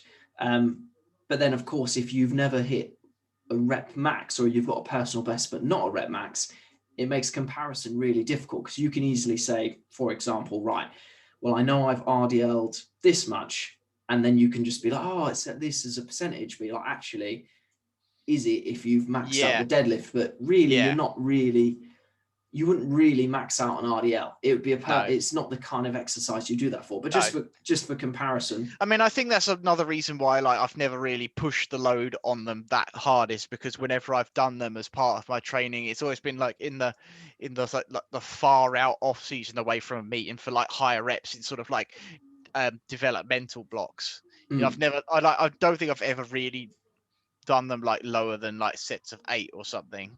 So I've done 160, and again, I personally attribute a lot of my hamstring mobility to my RDLs, but I've done 160 for 12 on my RDLs, and I was pretty happy because that was just hook, grip, and chalk. And weirdly enough, my deadlift is my deadlift 12 rep. Well, I say 12 rep max with inverted commas, because I'm now going to look at if I recorded an RPE that day, which I did not, is 152.5. But then if we look at lower rep ranges, my 6 rep max deadlift with a belt, 165. Did I record an RPE? I did. In fact, I didn't. Harder than expected, considering 195 felt breezy. Right, well, that's all the data I have to go off. But yeah, I'm not going to even try and do the maths on that, but my RDL, I've done 170 for 4, 175 for 4 with mine are relatively close. Again, I think that's probably, and this is where we go back to, is it the adaptation or is it the load? Yeah. In the sense of, are mine so close together because my hamstrings have become well adapted to being, I don't know, long and strong? Is it to do with in that stretch position? Factors? Is it simply because I've trained both lifts with relative frequency? Is it big, or is it just because I prescribe you lots of RDLs because you seem to get a good response out of them? Yeah, maybe. Exactly. And it makes me think a lot of guys, and I'm probably guilty of whereas I don't tend to prescribe it for myself, so I've not pushed them to that same level.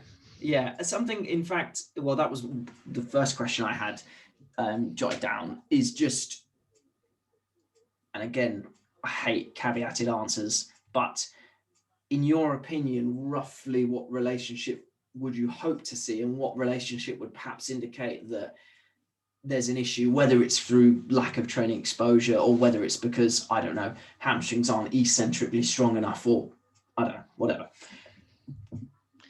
Oh, what, with regards to the Romanian deadlift, or? Yeah, so if somebody said, look, what should my RDLs be at as a percentage of my deadlift? Or do you think that's a pointless comparison because, I don't know, you use RDLs to build your deadlift, not to compete with your deadlift? Yeah, you're not trying to compete with it. I mean, and I wouldn't necessarily like encourage anyone. I'm not a fan of those like strength standards, or like your X should be this percentage of your Y. I mean, as long as it's not like something really, really stupid, like your deadlift PB is like 300 kg, but you're only doing like 40 on your RDLs, then you're either there's something drastically wrong with the way you're executing the RDLs, or you're just like aggressively sandbagging it.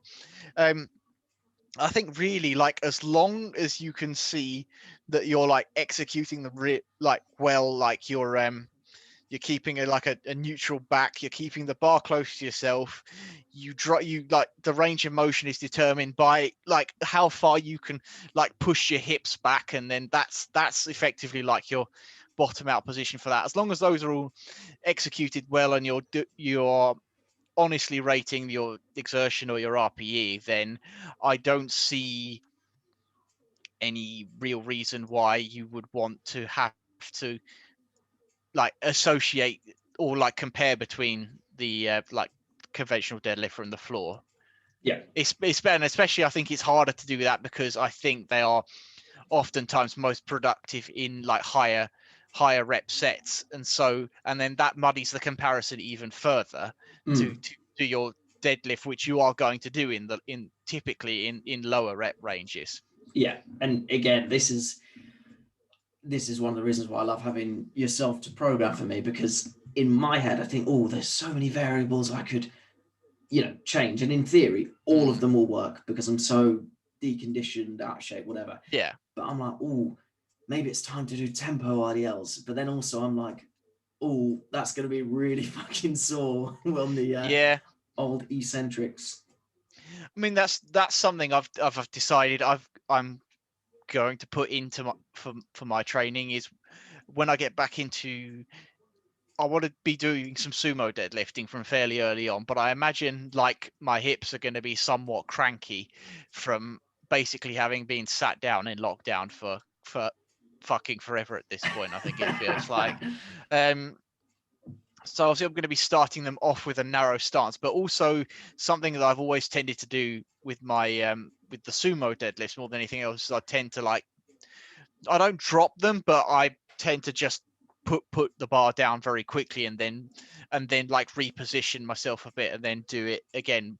But I think I'm gonna do like with like deliberate eccentrics on the sumo deadlifts, because I think not only is that going to sort of like, it's going to help me just stay controlled and do the sets better, but also I think even like with a narrower stance, just doing the eccentrics slowly and sort of almost like letting the bar pull me into the right position is going to be more beneficial for like warming my hips up and getting them ready to go back into my normal wider stance than any amount of like foam rolling or flagellation with all sorts of these odd electronic mobility devices that seem to be popular right now will ever do. I mean, I'm dangerously close to getting on a rant on that. That is probably something that triggers me more from people who have no idea about strength and conditioning or mobility or lifting, trying to tell me about than any other topic. And it's I feel really sore. Oh, I need to get myself one of those Theraguns. And I'm like, you do not need. I mean, I'm not going to use the language, but I was like, no. When did we start buying training tools from Ann Summers? I wanted to like, come on, people. Yeah, I didn't want to be the one to say that, but I'm glad you did. I did. I have far less shame than you, it seems. No, I was just more thinking about is this gonna light up likes on Instagram? Was it something I saw from some hand balancer I follow on Instagram? He just had his Roman shield and whatever the hell the helmet's called, and he's like, when you're posting what you think is good content, but it's going, you're losing followers, and he's like, are you not entertained? Is that why you're here? But yeah, I'm just like, why do you think that's going to work? And then you know, it releases the muscle. And you're like, okay, how does it do that? Yes, that's exactly the old thing. I mean, like there may have some sort of very limited benefit, I think, because they're not like mobility devices. They don't do anything long term. They're the pain modulation devices. In the fact, I think, like, say, like if your hip was like tight or something, or it felt funky, and then you like blast away at it with your Theragun for a bit, you then have enough of like a signal from the mashing up from the Theragun that's like effectively louder than whatever the other signal is, and so you can then go in and do your training with less fear, basically, and then maybe that's valuable. But there was a video there's one I will recommend to you that I watched recently, because RP Renaissance Periodization have been pumping out unbelievably good content lately, and there was one on like when should bodybuilders do like mobility training, or like try and work to improve their mobility. Yeah, they're talking about like if it helps you like at least get started and doing productive training without having these fear worries that you're going to end up sort of sandbagging yourself, then maybe they have some value. But the way that Dr. Israel in that thing, he defined mobility as like the combination of both strength, like flexibility is the passive thing, mobility is the active thing. Flexibility, like you can passively get into a position, and then mobility being able to produce force in those specific positions, which is why like I think I want to do like spend time in like deeper positions for the squats, or like do these slower eccentrics on my deadlift, just so that there's even like an eccentric force component in these positions that I'm hoping to develop. Yeah, and that goes back to, I think I thought this or I mentioned this earlier. That and I hate stretching. Yes, well, from personal from personal experience, I'm telling you now that I think the reason, apart from having good levers, that I can sit arse to grass, that I can get my knuckle, I can get the bony part of my hand and just hand palm the floor first thing in the morning, pistol squat, no problem, is because, well, you've obviously seen the annoying deep squat when it comes to powerlifting preparation. I've RDL'd for years. I just need to get my upper body to play ball. But yes, no, in terms of, is there any consideration for getting back into training? I'd probably think the variables that are underrated for doing that: time under tension, range of motion. So, for example, you might do, I don't know, a block of high handle trap bar deadlift to go back to, then go low trap bar, then go RDL, then go RDL with feet raised on plates, because you're never going to get a chance to.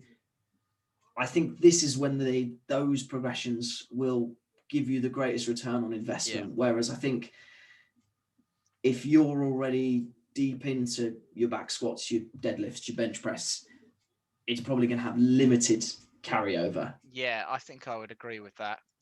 I mean, the other thing as well as I'm considering is that, yeah, I mean, I'm sure I have expressed to you in previous conversations my my general disdain for squatting, and that's because of a number of factors.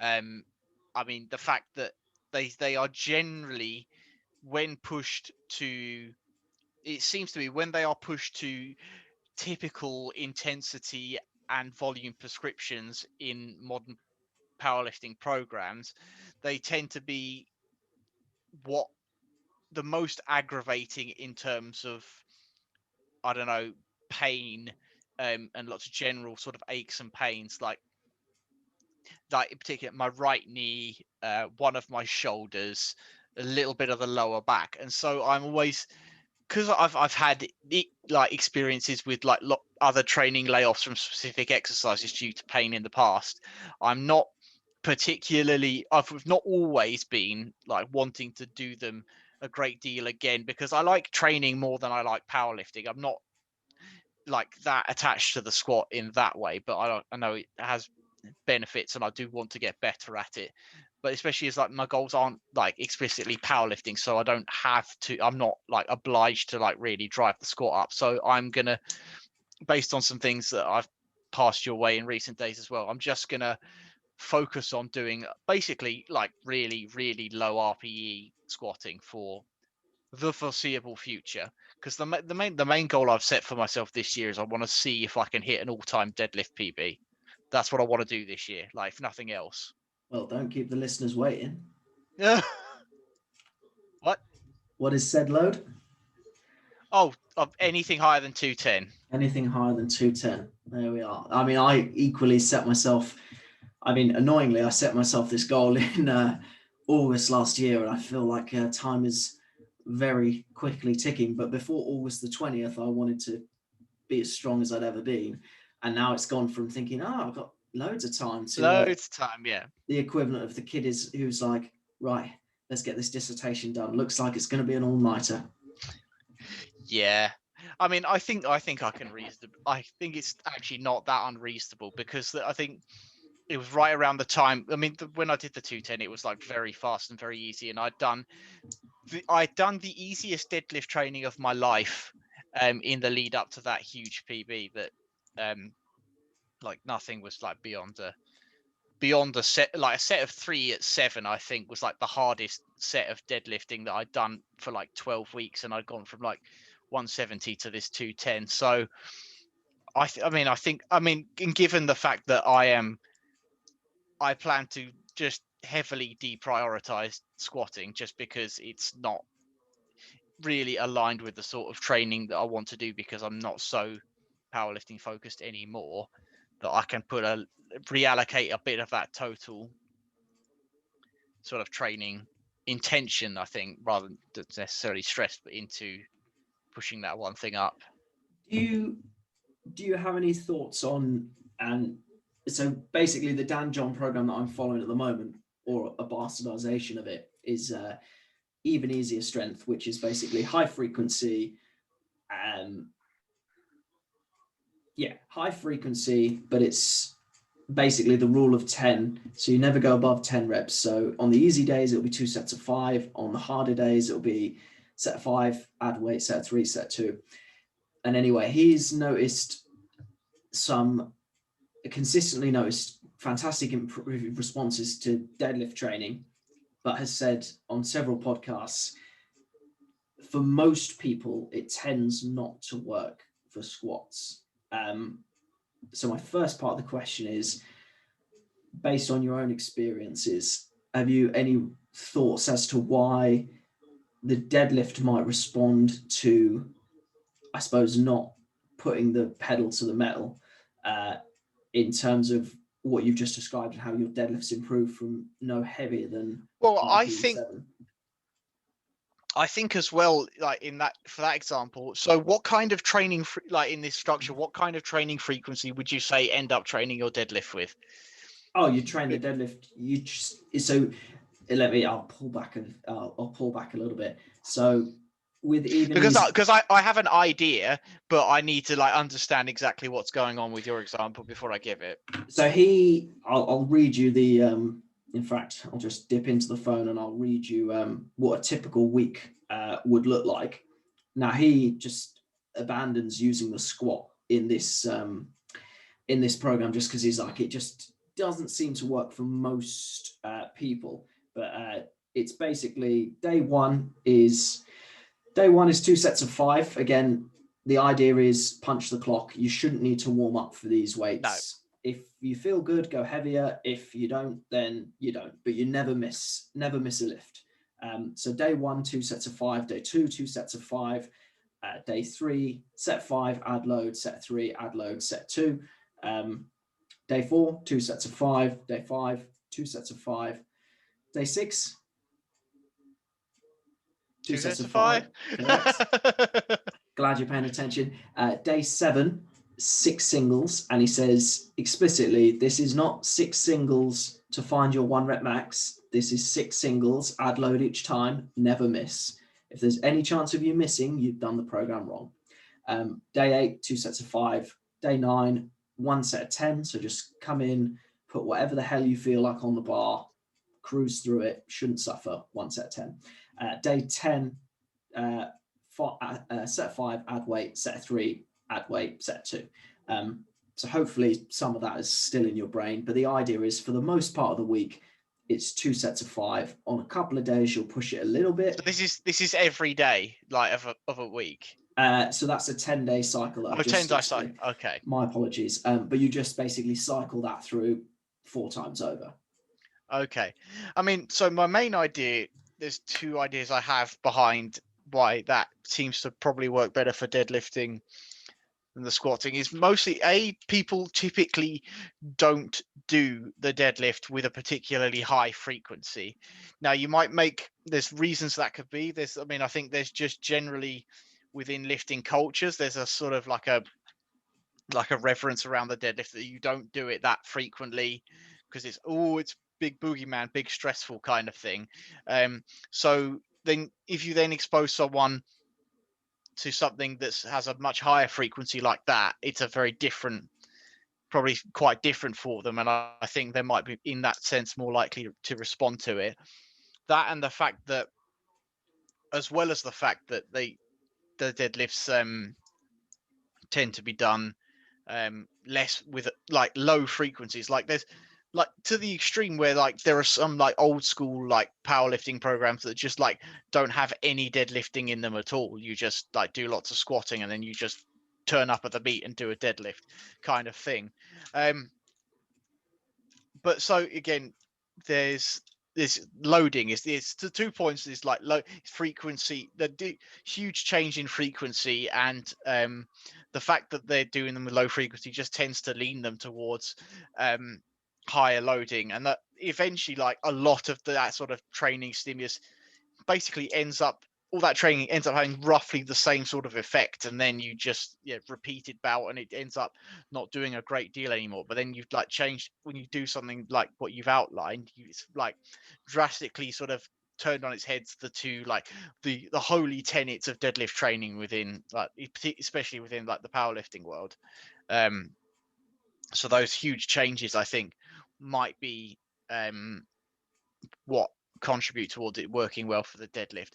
As to why it wouldn't work so well for the squat, again, people train with, you use your legs. I think things, you pick stuff up throughout the day. I think generally speaking, throughout the course of a day, a person is probably exposed to more squatting patterns than they are like something that looks more like a conventional deadlift.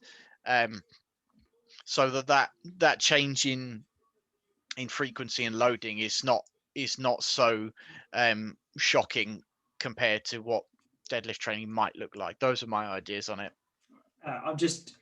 I could be totally making this up.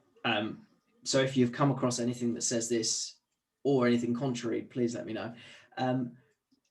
I feel like I vaguely remember reading a study that said that actually potentially the squat is more stressful than the deadlift, because the deadlift is typically performed for less repetitions, has no eccentric load unless you deliberately choose to emphasize it, because most people just get to the top and drop it. Whereas the squat does have an eccentric load. And if we look at the relationship between volume and intensity, that there must be a word for volume times intensity, but because the deadlift, typically the intensity is so high and the volume is so low, it's unlikely that it's going to be as stressful as a squat, which involves an eccentric load, similar but not quite as much. Squats have always just destroyed me way more than deadlifts ever have. Like, I could like rub my hands at the prospect of a hard deadlifting day, but the hard squat day, and I'll just do everything in my power to try and avoid it. I also think there's something, just from my own experience, psychologically, if I'm going to, for example, bench and I've got a spotter, I can gear myself up, and if I fail, it's like, meh, they'll just take the bar. Well, or if you're in a public gym, they'll probably take the bar even if you've got the lift anyway. Deadlifting, I can ramp myself up, but if it gets too heavy, ultimately I will just either not pick it up or I will drop it. Whereas squats, I feel like there's that real, oh shit, like if I fail this could be, and I just don't trust commercial gym spotters to save me on that one. In fact, I'm glad I know how to bail a bar, because when you see some of the spotting on bench press, I can't imagine being spotted by somebody in a squat. Joe Nobody from Pure Gym in the squat rack. No thank you. Shout out to Joe who's listening. We love you, Joe. Yeah, don't take it personally. But yeah, with squats, I kind of feel like there's a real fuck, I might not come back up with this. And also I feel like, I don't know, again, maybe this is a byproduct of all the RDLs I've done, but I'll be honest, my warm-up for deadlifts, I love, like when I used to work in a school with a gym on site, I used to love it when I'd have deadlift sessions, because if I needed to split that up and do it later in the day, it's like walk in the gym, pick up the bar, go. Off you go, Yeah, whereas squats, sometimes it'd be like, oh, this doesn't feel quite right, or I feel like I need to do this. And again, bench press, even though I probably should do more upper body mobility, it does feel like you can just throw yourself on the bench and crack on. Whereas squats, even with good mobility, sometimes just feel a little bit off.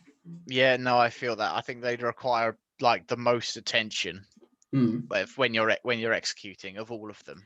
And I also feel like, again, I'm sure this will be different for other people, but I feel like if with bench and deadlift to a greater extent, you can kind of right a wrong. Whereas in squats, I feel like I can feel myself going all Al Pacino, but I'm all like, the margin for error is so small. Yeah, I think that's true. I think that's true. I mean, maybe again, it's just like the position you put yourself in right at the bottom with something heavy on your back. It's just at any point, it's always scary, I think. So, yeah. Fair enough. Fair enough. Any other topics you want to chew the fat on, or are you all chewed the fat out? I think I've gone through my entire list here, and I think we've covered a lot of ground on lots of different things. I think so. And if you end up listening to this, why? But no, I mean, maybe that's how you pass your time. I'm sure.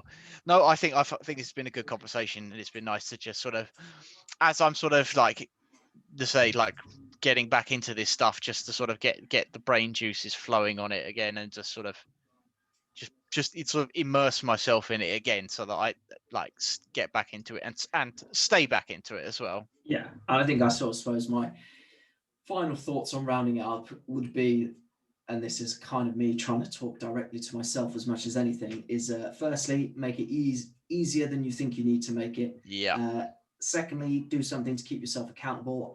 I'll be honest, there's been many a time, even this year, when I've cycled back through programs that you've written me previously, because it just gets the monkey brain out of my head. And I'm like, right, well, it's 4 sets of 12 because Charlie said so. I think accountability is so underrated. Thirdly, I think if you're ever going to play about with different variations, I think you'll, at this point, returning to the gym, you're going to get the biggest return on investment on stuff like progression through range of motion, progression through, for example, I mean, time under tension is always a good one, but tempo and developing strength towards end ranges of motion and spending more time there.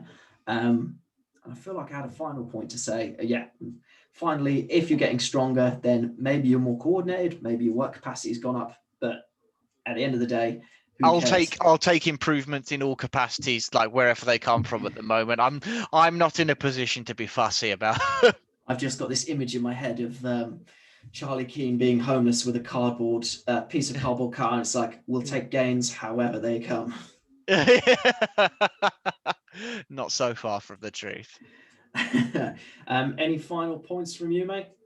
No, I think I've covered just about everything that I wanted to, and I hope you've enjoyed the conversation. I certainly have. I mean, the mother of all ironies is when I do, I'm using the Dr. Evil official quotation marks, but when I do official podcasts, I'm like furiously scrambling notes, noting down times, and I'm going to clip this for this reason, clip this for that reason, publicize this for this. So now I'm thinking, oh shit, should I have done that? Because this is going to be a big old edit. But then also part of me is like, oh, there's several different topics covered here.